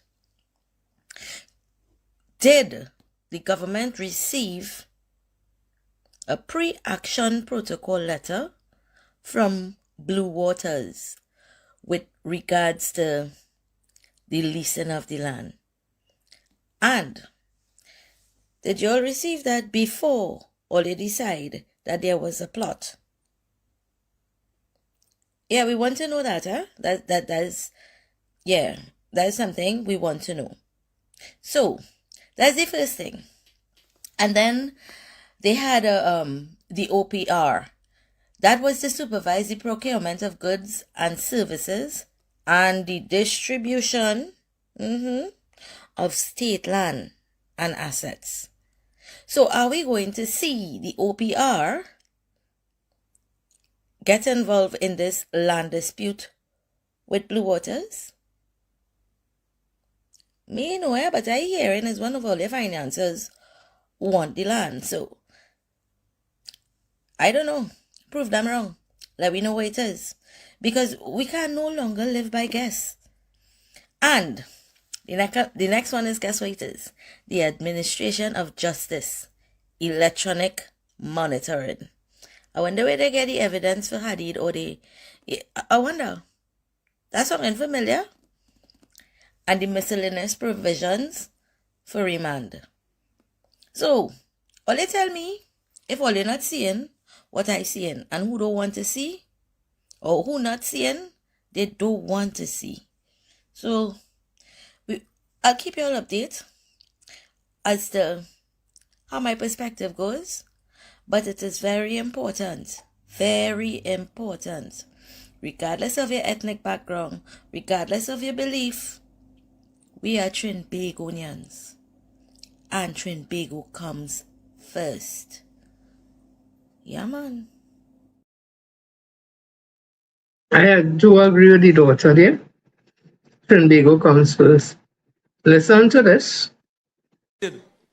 Are you aware that out of the 465 PDOs issued by the police, only 435 of those PDOs were executed on persons? Ask yourself, what is happening with the rest of the PDOs? I am told that there is a massive corruption taking place in the Trinidad and Tobago Police Service, where businessmen and citizens of means are told that there's a PDO out for their arrest, and if they do not pay thousands of dollars to corrupt police officers, then the PDO will be executed on them. I want to ask the Commissioner of Police, what does he know about that? Preventative detention orders are being issued. They are being held back. Citizens are told, if you do not pay thousands of dollars in corruption to corrupt police officers, then PDOs will be executed and you will be incarcerated. Perhaps. Let me continue. He continues. People are going to play all this and tell me if you think this is a reason for the Honorable AG joining the UNC. I'm just asking. Listen carefully. For me to be here today doing something that is not in my comfort zone should tell you how scared I am for the future of this country. What are your views about the state of affairs of your party, the People's National Movement? Major contradiction of the PNM. Once they get into power, they betray the people who put them into power. The abandonment of a large section of its traditional and core beliefs, which has led to a classic state of instability. Do you believe your party has stood for you? The fact is that the opposition party represents perhaps the only hope.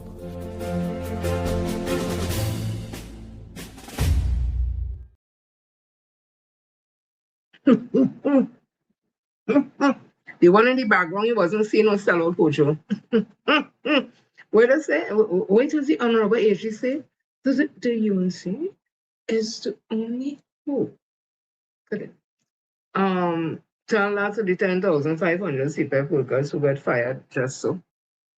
To the thousands of ERP workers, thousands of reforestation workers, thousands of workers who want contract, the bar owners who want to close down the bar because the tax is too high, the business places that are closing down because they ain't able with the taxes. Tell that to them now that the UNC is the only government. Tell them that when you're coming in, that this government was going to be one where is freedom of speech and all that. Now we're living under continuous SOEs that you are part of. So I don't know. Are we any better off? People I leave that for here. Are we any better off? So was that his justification for joining the UNC? Because that was last year. And you hear the next one in the back. I'll comment on that next one in the back with the talk and the coach just now. Let me continue. So let me just bring back some little thing for you, because all of a sudden, our Honorable Prime Minister knows about racist slurs and hurt and all kind of things. All I listen to what we were told by somebody who was close and big in she party about her, not we say so. Listen. A human being, I find Kamla Prasad Bisesa to be the most ungrateful, ingrate, if there was ever one that I have ever met. And as of today, I have tendered my resignation from the United National Congress, and I have also tendered my resignation as a government minister from Kamla Prasad Bisesa's cabinet, and I have divorced myself, as it were, from the United National Congress. And I do this on my own volition. I do this without the help of anybody. I don't need the help of anybody to do this. And I am saying to you today that I cannot in good conscience tell anybody to vote for Kamla Prasad Bisesa. Unfortunately, I never thought that this day would come when I would stand here and say that.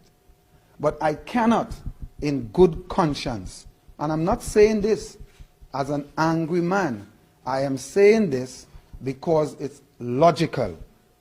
I am saying this because Kamla Prasad Bisesa, I find her to be, I have searched her. I have seen her for a long time. I've been around her for a long time. And if that is the way, I know other things, you know, but I'm not going to say it. And I'm talking about things that is governmental. But that is going to take on a different complexion at a different time. Because after this today, it is not that you have heard the last of me. This actually is the first of me.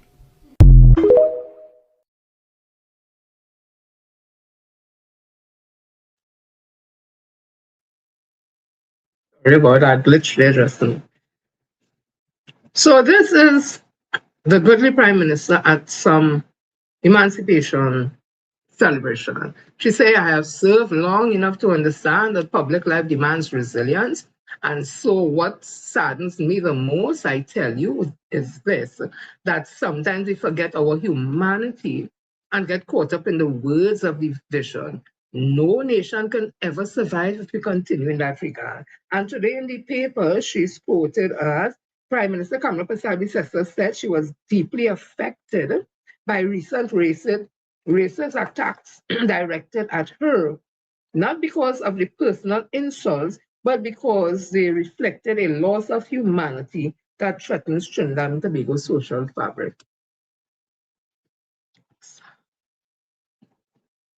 I would just like to ask the goodly Prime Minister if during these times she didn't feel hurt and that we should have humility and empathy and that we should not divide Trinidad and Tobago.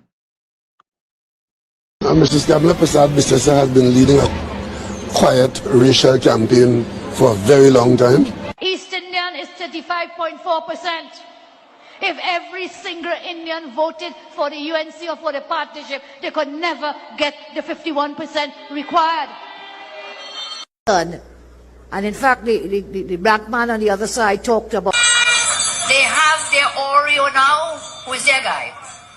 At least I have a name for my ancestors. Where you got yours from? Your name is that of a slave master. I'm a slave from a land so far. I was caught and I was brought here from Africa. Right? Did the Honorable Prime Minister back then think about dividing this country with racial slurs and words of insults?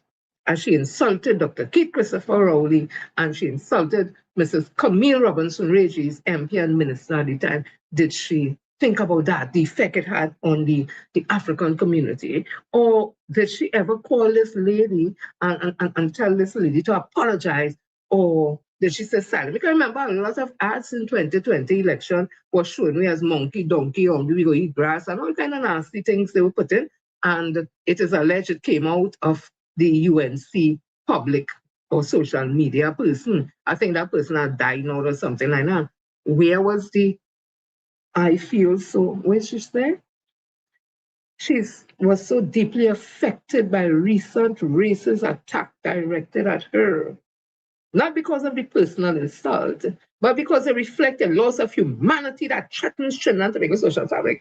This didn't threaten Trinidad and Tobago social fabric. Emancipation Day because of Indian holiday, all when a girl some koi black, all you wicked. We hate them into class and bias and racial. Yeah, poor people suffering, including all the black people that shut them down out.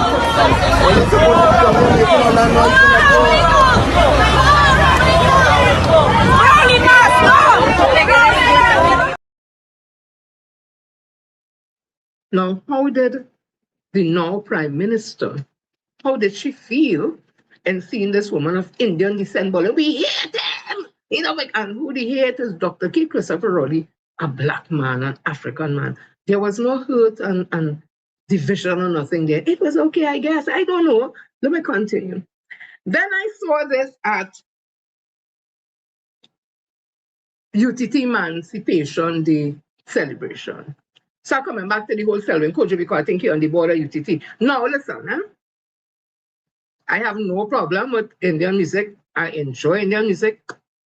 That guy who died, I think he used to sing some good songs, and the mixes we just have and Mongol Patesa with the sitar. Listen, I love it, love it, love it. But my thing is, this is African Emancipation Day. And if you're observing that at a University of Trinidad and Tobago, I think there must be some respect.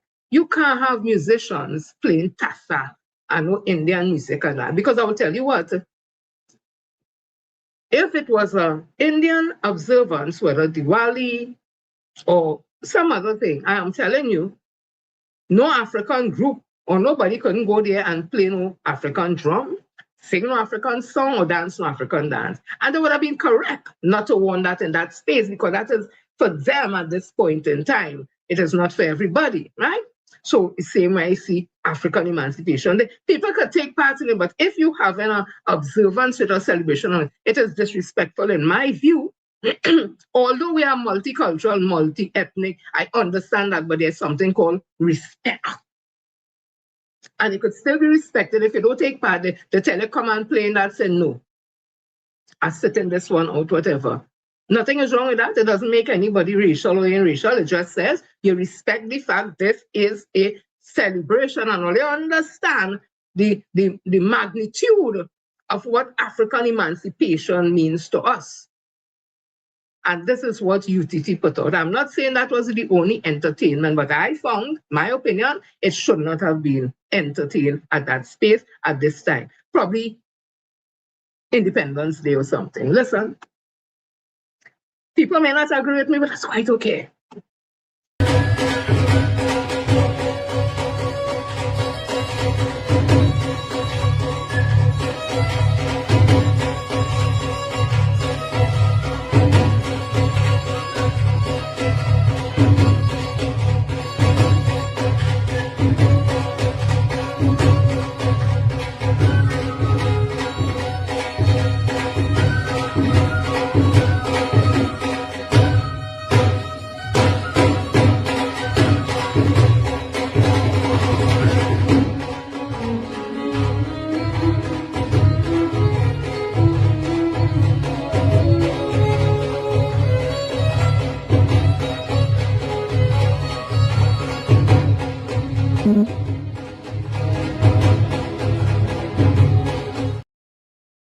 Okay, I would not entertain that anymore. I feel disrespected as a person of African descent. People may not agree with me, but understand the context in which I say it. I felt very disrespected to listen to that for that occasion. If it's any other occasion, no problem, whatever. But African Emancipation Day, or is it because people still refusing to say African in front of Emancipation Day that people feel it's just for everybody? I don't get it, I don't understand it, but I feel disrespected. And Selwyn Kojo, who promotes himself as this African intellectual and all that, What do we have to say about that? But then again, what you gonna say? Satmaraj, you see Satmaraj tell you, don't be proud of him. He said, I despise you because you never even built a folk for your people. Because Selwyn Kojo was telling him, I am proud of you, you build school for your people. And he say, no, I despise you. You know, what you do for your people? Because remember, he have a African organization or something. We do for people. Listen, African people, knowing your worth and being proud of yourself and your ethnicity does not make you racial. It makes you appreciate other people because then you love yourself, you stand in a grounded space and knowing who you are. You see them kind of shoppiness? That is one thing I could tell about the Indian community. You can't do them that. If they had to take it to court, they will take you to court. Anyway, let me continue. So let me go to I had some articles to read. I wouldn't read it today. I will just read something that Ms. Michaela Pandey said. But I have some articles on racism and what's happening. Right? But before I do that, I'm going to give the people meter poll. And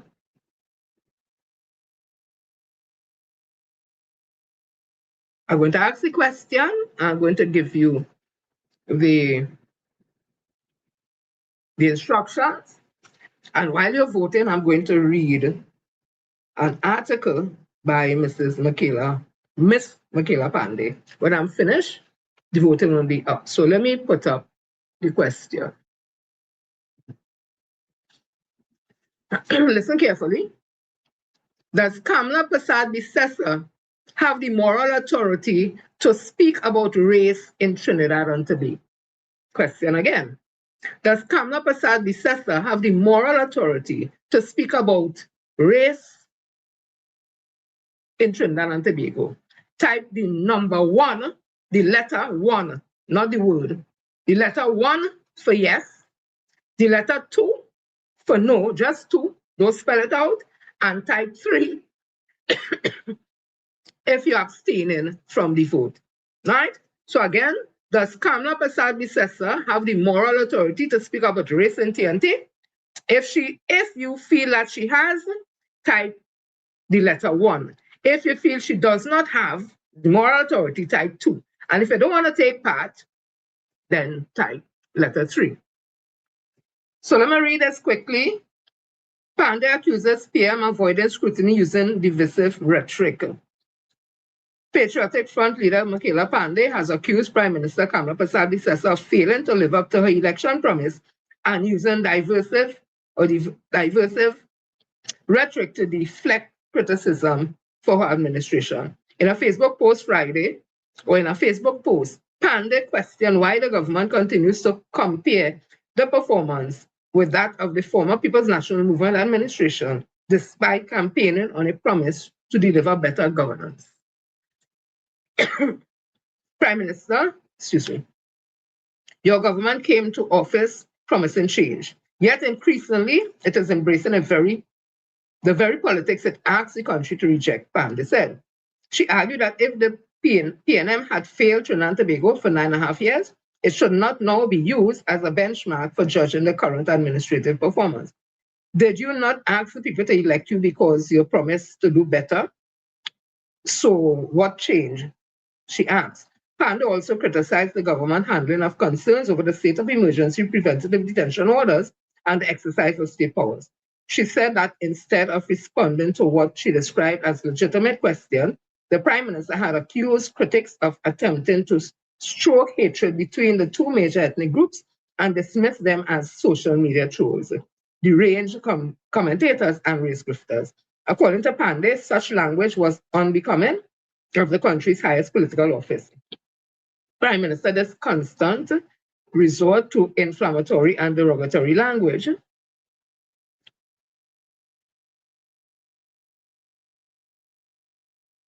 which part I reach? You see, when you get distracted, right, diminishes the office of Prime Minister and undermines the national unity you say you are committed to building, she wrote. Pandey further alleged that governments facing difficult questions often seek to shift public attention by raising issues of race instead of addressing criticism directly.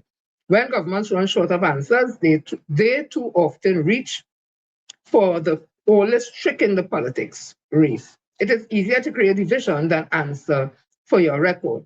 But what may have worked in the past will not work today, she stated. She ended her post by asserting that while governments are free to criticize their opponents and attempt to change public debate, they cannot avoid accountability.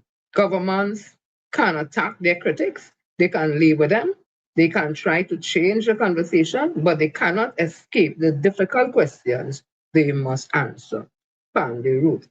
So the poll has come to official end and the results are in. And just so let me get this out of the way. Right. And 100% said that Kamla Persad-Bissessar does not have the moral authority to speak about race. Nobody voted that she has, and nobody abstained. So thank you all for taking part in our Jenny People Meter poll. Let me continue. Word for today. All listen to it carefully. I only playing it once. And if all you can pronounce it, any word that had the whole alphabet in it, I'm not trying to pronounce it unless I practice. I ain't practice, so let the people talk the word. Word for today. Today's word is brought to you by the letter P. Today's word is Pecksniffian. It means pretending to be morally good while being a hypocrite. He's so Pecksniffian, preaching honesty while lying to everyone. Yeah? Pecksniffian.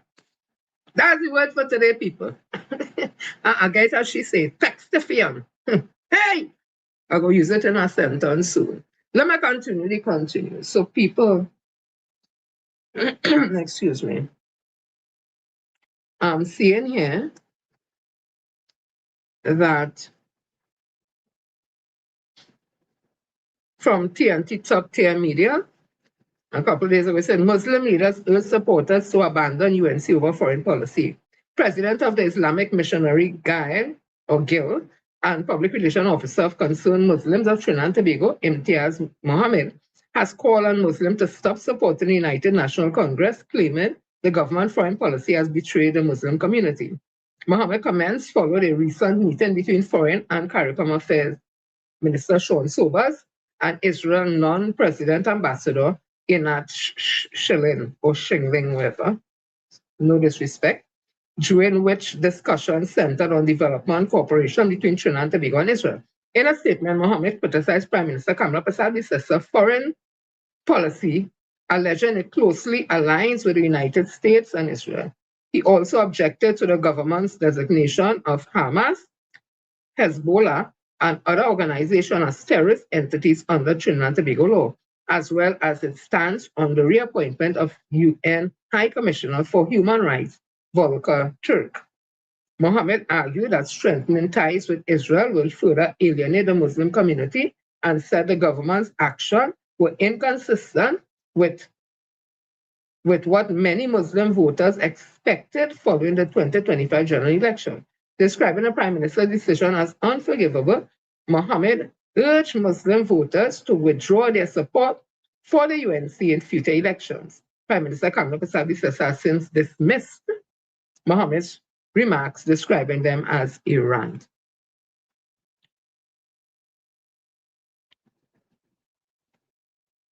Hey! All here, you see me? I go drink my waters and mind my business. Drink my waters and mind my business. Because that's the only water that really agree with me. So I ain't promoting nothing. I'm just telling all of the facts. I can't drink no other water. I try them and I ain't able to. The only water and the alkaline one, the pH one with blue waters, that's why I just drink right through. Right through. Anyway, let me continue with something here. Let me see what is this.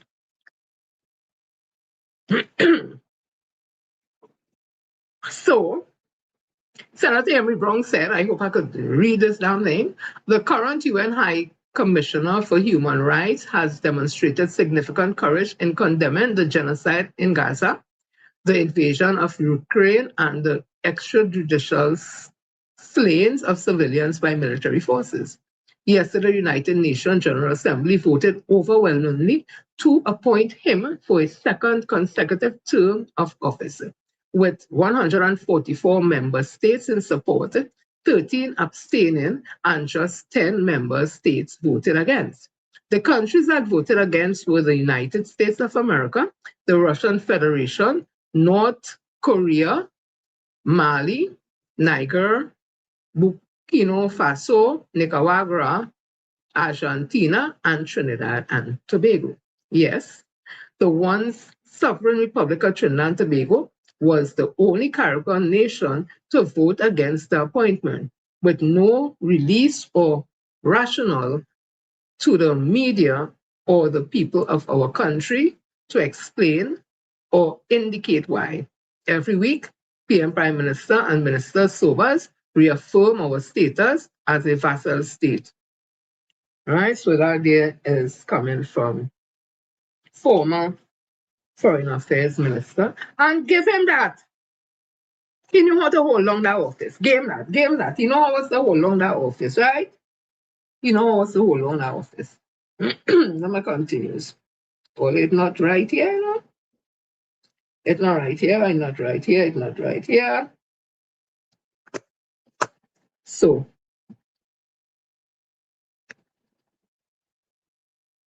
let me just go back to this quickly. All remember when the Honorable Prime Minister said this? Yes, I say honorable because I the office I talking about, you know.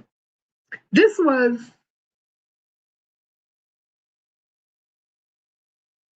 the 3rd of January 2026. This is what she said. Earlier this morning, Saturday, the 3rd of January 2026, the United States commenced military operations within the territory of Venezuela. Trinidad and Tobago is not a participant in any of these ongoing military operations. TNT, or Trinidad and Tobago, continues to maintain peaceful relations with the people of Venezuela. And I just want to play back this photo in case so they put it in context with this. And most recently, Trinidad has played an active role in support of U.S. law enforcement efforts in the region, including the arrest and extradition of Nicolas Maduro in Venezuela. We are very grateful for this work. Okay, so I don't know. Hi, who are you? Let me continues.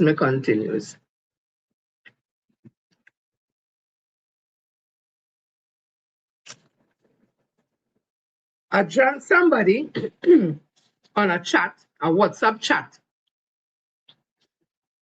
would have written and tell me if, when I finish read what the person write, that you may not have been thinking that either in jest or, you know, just pick on, whatever, right? So the person said, yes, Chairman Marvin Gonzalez, you are standing very strong and pushing back very hard against this wicked, vindictive UNC. But PNM, why the opposition leader and political leader appear to be missing in action on many key national issues, Mr. Chairman? I find that you have so much on your shoulders from the outside looking in.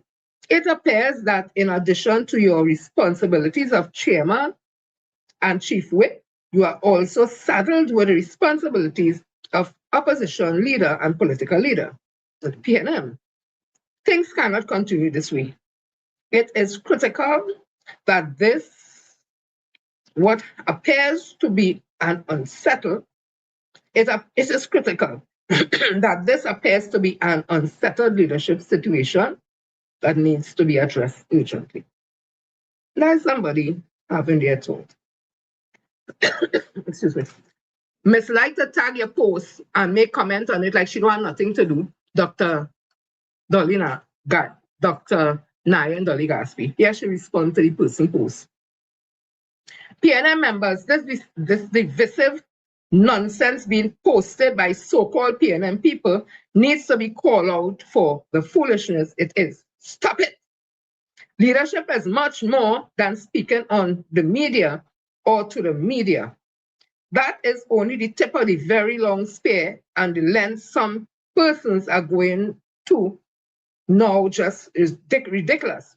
Leadership means, amongst other things, sharing and instructing the party's leadership team, holding office days in Balize House and opposition leader office to see the public, attending numerous public events in one day to network with influential people, meeting with various party officials and organs weekly for guidance, planning, and implementation, being present at numerous constituencies and party events to give support to the party membership and officials, meeting with constituency to help repair fractures and build relationships, meeting with local government representatives to provide guidance and aid in planning, speaking at numerous and weekly different events on a weekly basis, meeting with the diaspora to garner support and interest, meeting with diplomats, planning party fundraisers, making public appointments as required,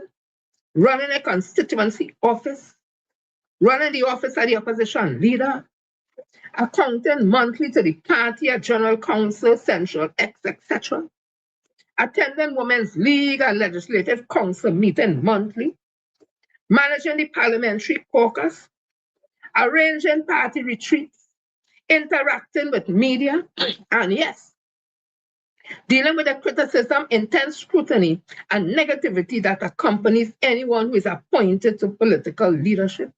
So when these ridiculous, divisive, and naive posts are made, equating leadership to speaking in the media, PNM members need to pull up the posters. They are not helping, they continue to harm the PNM. Our leader is hardworking, not full of hot air, and definitely not so interested in media attention that she's always in the media and not doing her work at all times. Like an iceberg, the biggest part is under the water, unseen. Only a simplistic person will think that the entire iceberg was only the part one sees to the top. We are not children. We are wiser than that. Let's act like it. Great is the PM. That there is from Dr. Nayan Doligaspi, because somebody put up that we seen Marvin all over. Isn't that a fact? He appearing on Morning Brew, he on this brew, this one, whatever. We seen that, and we talking. What we just see are the political leaders, plenty pictures. Who's in here? There. Pictures of nice. That's what we're seeing. And if people write about it, you as an MP and always to listen and always only come to listen. How you listening now? Instead you want to criticize and embarrass and insult members who have an opinion, call them simplistic and ridiculous and foolish and all that. Really, Dr. Dolly Gaspi? I think the only person looking kind of foolish is you, because you can have addressed this totally different. But again, when you're operating from a defensive position, you tend not to be proactive, you tend to be reactive. So you jump out your whole self to somebody post on WhatsApp. They put it on Facebook like I did put mine, where you tag and make a whole bacchanal with it on WhatsApp. So it means to say, you go on WhatsApp, or somebody show it or give it whatever, and you attach that to it. Anywho, so we continue. So she spoke about all the things that the opposition leader does be doing. But you know what? How come we never see Dr. Rowley, Patrick Manning, had to put up all the things that they'll be doing? Because I read that I almost had to feel tired, plenty things. But I will play something to a little show, a little scene. But as I say, I never see Dr. Rowley and them have to post up the thing, that the work. It comes with the office. So I want to draw an example to all and see if they get it, right? So I'm a cook. Well, I was a cook in the public service. So they hire me, they give me my rules and tasks and responsibility, just as how Dr. Gaspi laid out all the responsibilities of the political leader, opposition leader. She laid it out. So they give you that. Right? So you're doing the work, you're cooking. But the real test comes in the end product. And what is the end product? Of all the things you do there, is the meal that you put on the table for people to eat. So they come and they inspect. Yes, you follow the rule, the kitchen clean, the stove clean, the wares wash, everything in order. Food put in warmer, everything nice. And then now they're going to taste the fruit of that labor. And when they taste the food, now it attractively set out, eh? And when they taste the food, they have no blasted taste. All the good thing you do so, with the kitchen clean and this clean, that is the day. Because they didn't hire just for that, they hire for the end product because he's a cook. Same thing, political leader, all them things Dr. Gatsby lay out there, that's what she has to do. The end result is we seeing somebody vibrant, somebody standing in the fence up, and somebody being hip and on time with responses, yeah? Let me lead out their family. So I want you all to listen to this. Being busy means doing more things. Being effective means doing more of the right things. Notice your own language today when people ask you how you're doing. Oh yes, good, but busy.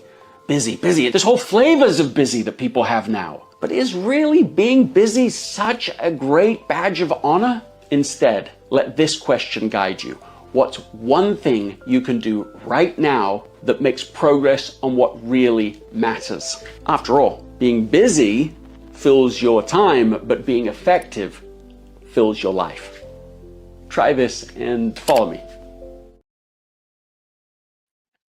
I think that Dr. Nine Gatsby, it will be well worth your time and effort to relay that message to the Honorable Opposition Leader of Trinidad and Tobago and the political leader of the PNM. Let me also play something else here. Here's 4 obvious signs of a bad leader. Resistant to change. With bad leaders, change and growth are constantly greeted with opposition. New ideas are snubbed, and any calls for change are treated with hostility. This narrow-mindedness stops them from seeing the potential in fresh ideas and limits their willingness to take risks and stay competitive. Unable to take criticism. A poor leader is unable to deal with criticism. They are afraid of honest feedback, so they create an echo chamber in which their beliefs are constantly reinforced. They fear any suggestions that they perceive as a challenge to their authority. Can't inspire growth. A leader should always encourage others to grow into leaders in their own right. But when a leader fails to comprehend and embrace this, they can't foster the necessary environment which will allow others to reach their full potential. Selfishness. A selfish leader is always focused on what's best for them. They mistakenly believe that being in a leadership position means that they are always right, and what they want is more important than what's best for the team. So those are things I think that Dr. Nine Gatsby, it will worth her time to look into those things and treat with those matters, and those study the people who are writing things that you all find is not in support of, because people are entitled to support who they want to support or not support. And they also have freedom of expression. I didn't know that the PNM was an undemocratic party. I didn't know it was a party that you can't share your views respectfully, because I didn't see the gentleman or the woman who write that cost nobody. Yeah. It pains me to play this, honestly. it does. But the thing is, it's what we are saying, right? So I'm sure other people are also saying it. Listen. Minister, sorry. You, Madam Prime Minister, you are the head of national security. And your national security was intercepted and also breached. And for what reason, may I ask? What was the purpose? Are you all weaponizing people's personal conversation in public spaces now? Is it for political propaganda? Because it backfired? The majority of Trinidad and Tobago in support of Star Sabga, to be perfectly honest. It backfired. So we have to hold you all accountable. And to the AG, I want to hear your public statement. SSA, you all need to be held accountable. This is some of the questions that I want to ask this morning. Now, I heard in that alleged leaked audio that Star alleged would have said, "Where's Stuart Young?" Star, let me talk to you right now. I want you to understand that this is a political evolution. I know you talk about the revolution, but this is a political evolution. And the PNM Right now, they have a leader.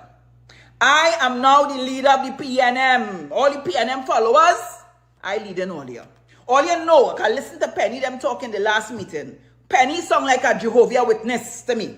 Better you go and go and preach in the Kingdom Hall. Because it was monotonous and boring. You don't have that. You don't have the vigor. You don't have it. Right? So I would like to see the PNM strong supporters of the political leader, opposition leader, which is their right to do, chastise everybody who make a comment that they don't feel is in how they think. So we'll see how that goes. Let me look at these. Let me put up this here also. Excuse me. Let me just find it so I could read it properly, because I may not see it properly there and I want to be pushing my head up in the air. All kind of damn thing. Just now, let me get it. That was a conversation on Facebook. And this is what they were saying. Okay, like this even wants it right. Well, we scratch all the people's name and all that, of course, obvious reasons. So it says here, we being overloaded with news headlines, distracted, fire and mass, unmaintained, destabilized, taxed, charged, robbed, gaslit, foreign control, divided, possibly pseudo-colonized, and you are questioning the government claim.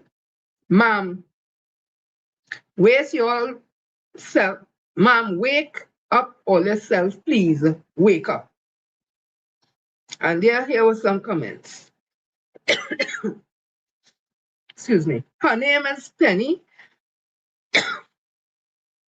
Her name is Penny because her political contribution and or lack thereof is not worth 5 cents. Somebody else, right? Penny is complicit, control opposition. I hope all you've seen it now. And next one agreed. Not even her conduct on political platform. Even her conduct on a political platform is lackluster. Cams was happy for Penny because she know Penny is, as leader of the PNM, PNM is dead. The next one says PNM in urgent need of repair. Lost election in Trinidad, lost election comprehensively in Tobago. Was it racism? Them don't like we don't like them. Who is your leader?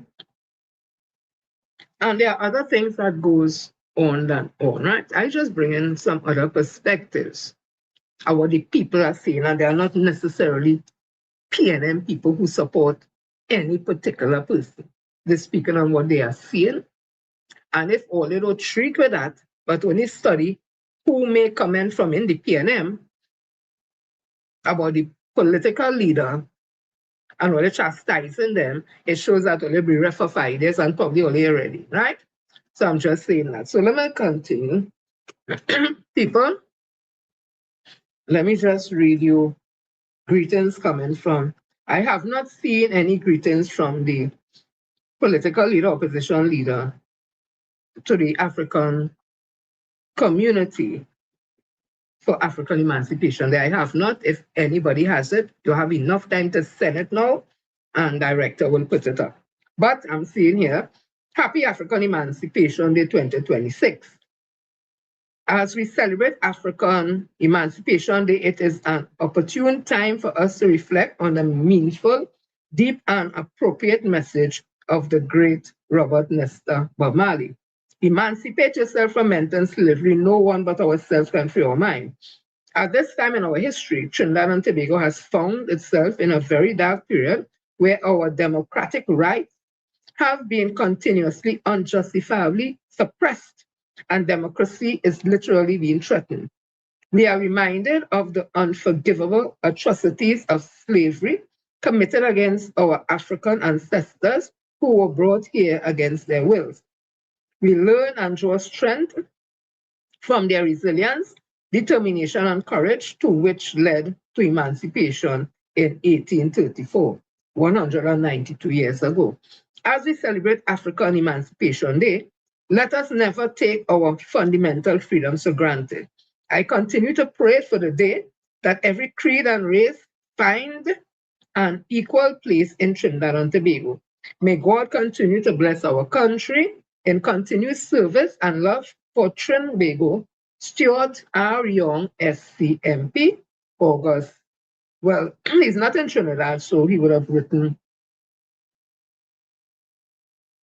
that post. August the 1st, 2026, as at tomorrow, sending greetings to the African diaspora and community.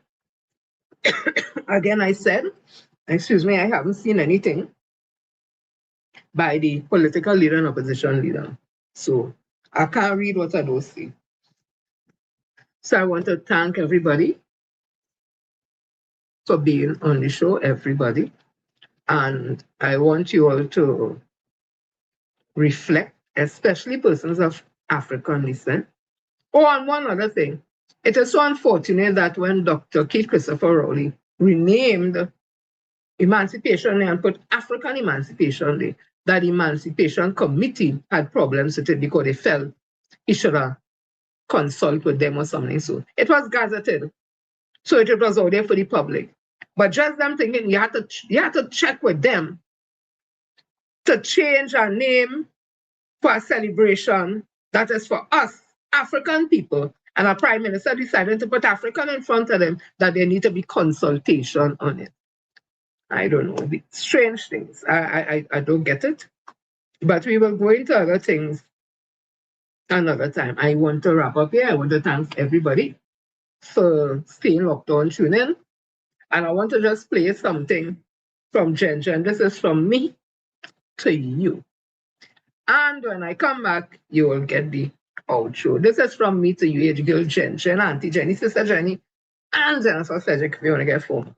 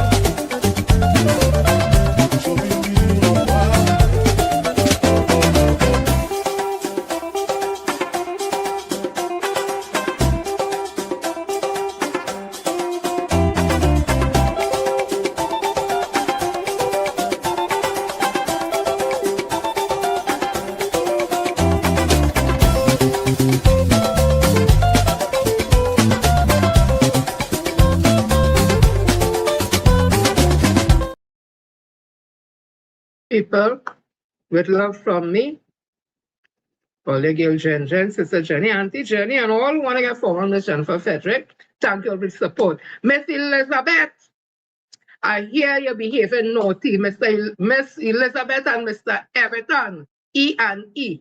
All they behaving naughty, I understand, behave. I had to come up by all I will find it. So this is love going out to Miss Elizabeth and Mr. Everton. And to the lady I met, and as always, Mission Frederick, thank you so much, darling, always for the support. And people, go out, enjoy the celebrations, be safe out there, and we will definitely be back after on Tuesday, God's Day, with something for something new. This is girl Jen, Sister Jenny, Auntie Jenny. And if you want to get formal, it's Miss Jennifer Frederick. And people, happy Emancipation Day to all. African Emancipation Day to all. If I coulda, woulda, shoulda. I hope all you enjoy this one. See you all. Love, love, love everybody on Facebook and YouTube.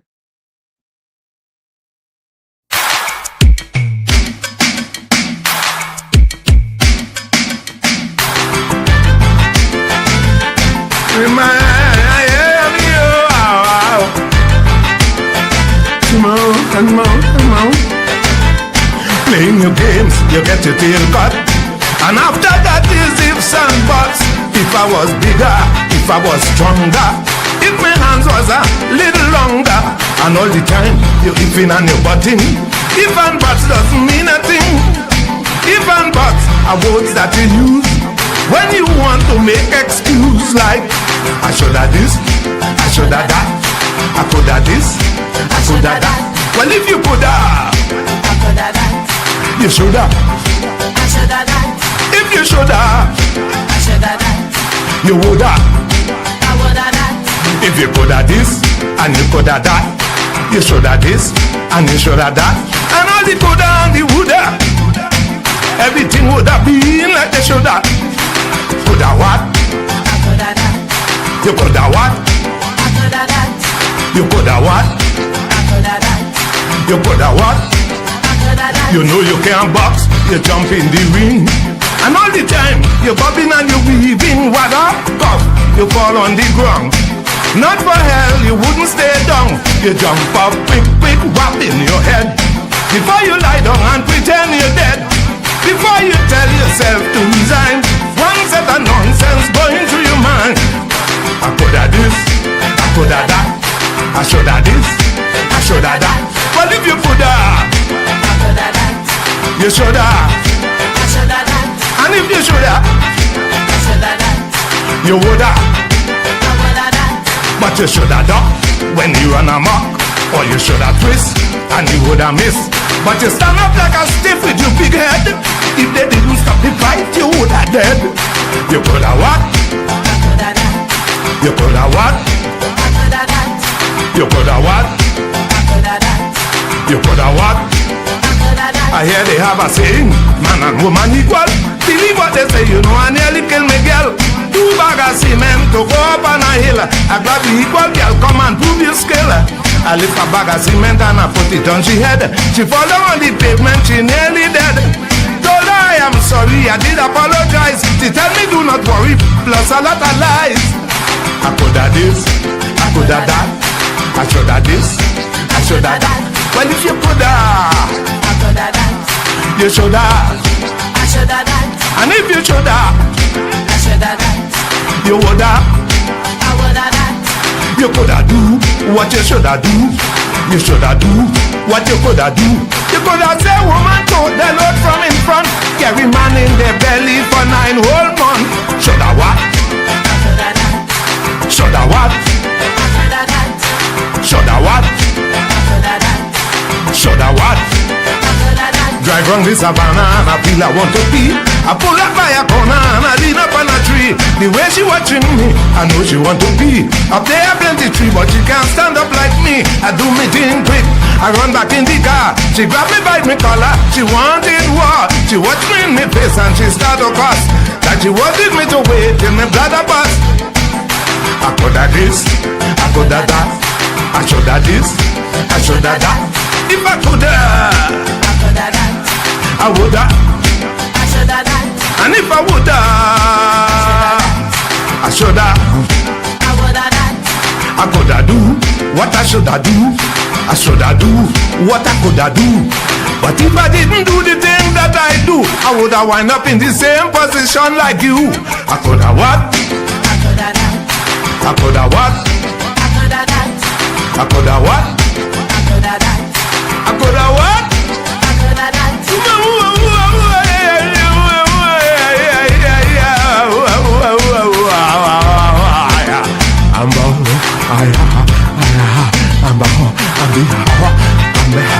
Coulda what? I coulda what? I coulda what?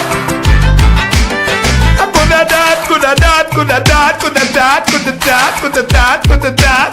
I coulda what?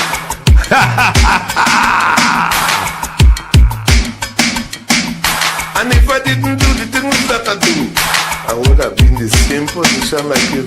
I coulda what? What talking about? What you talking about? What are you talking about? Or what are you speaking king of bar.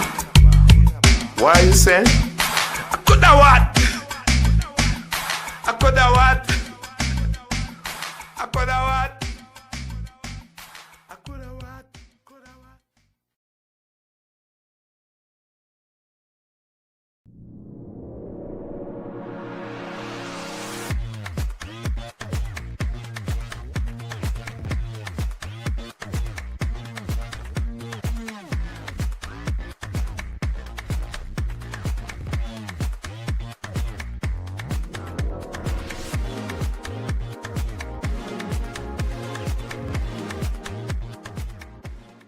Yeah.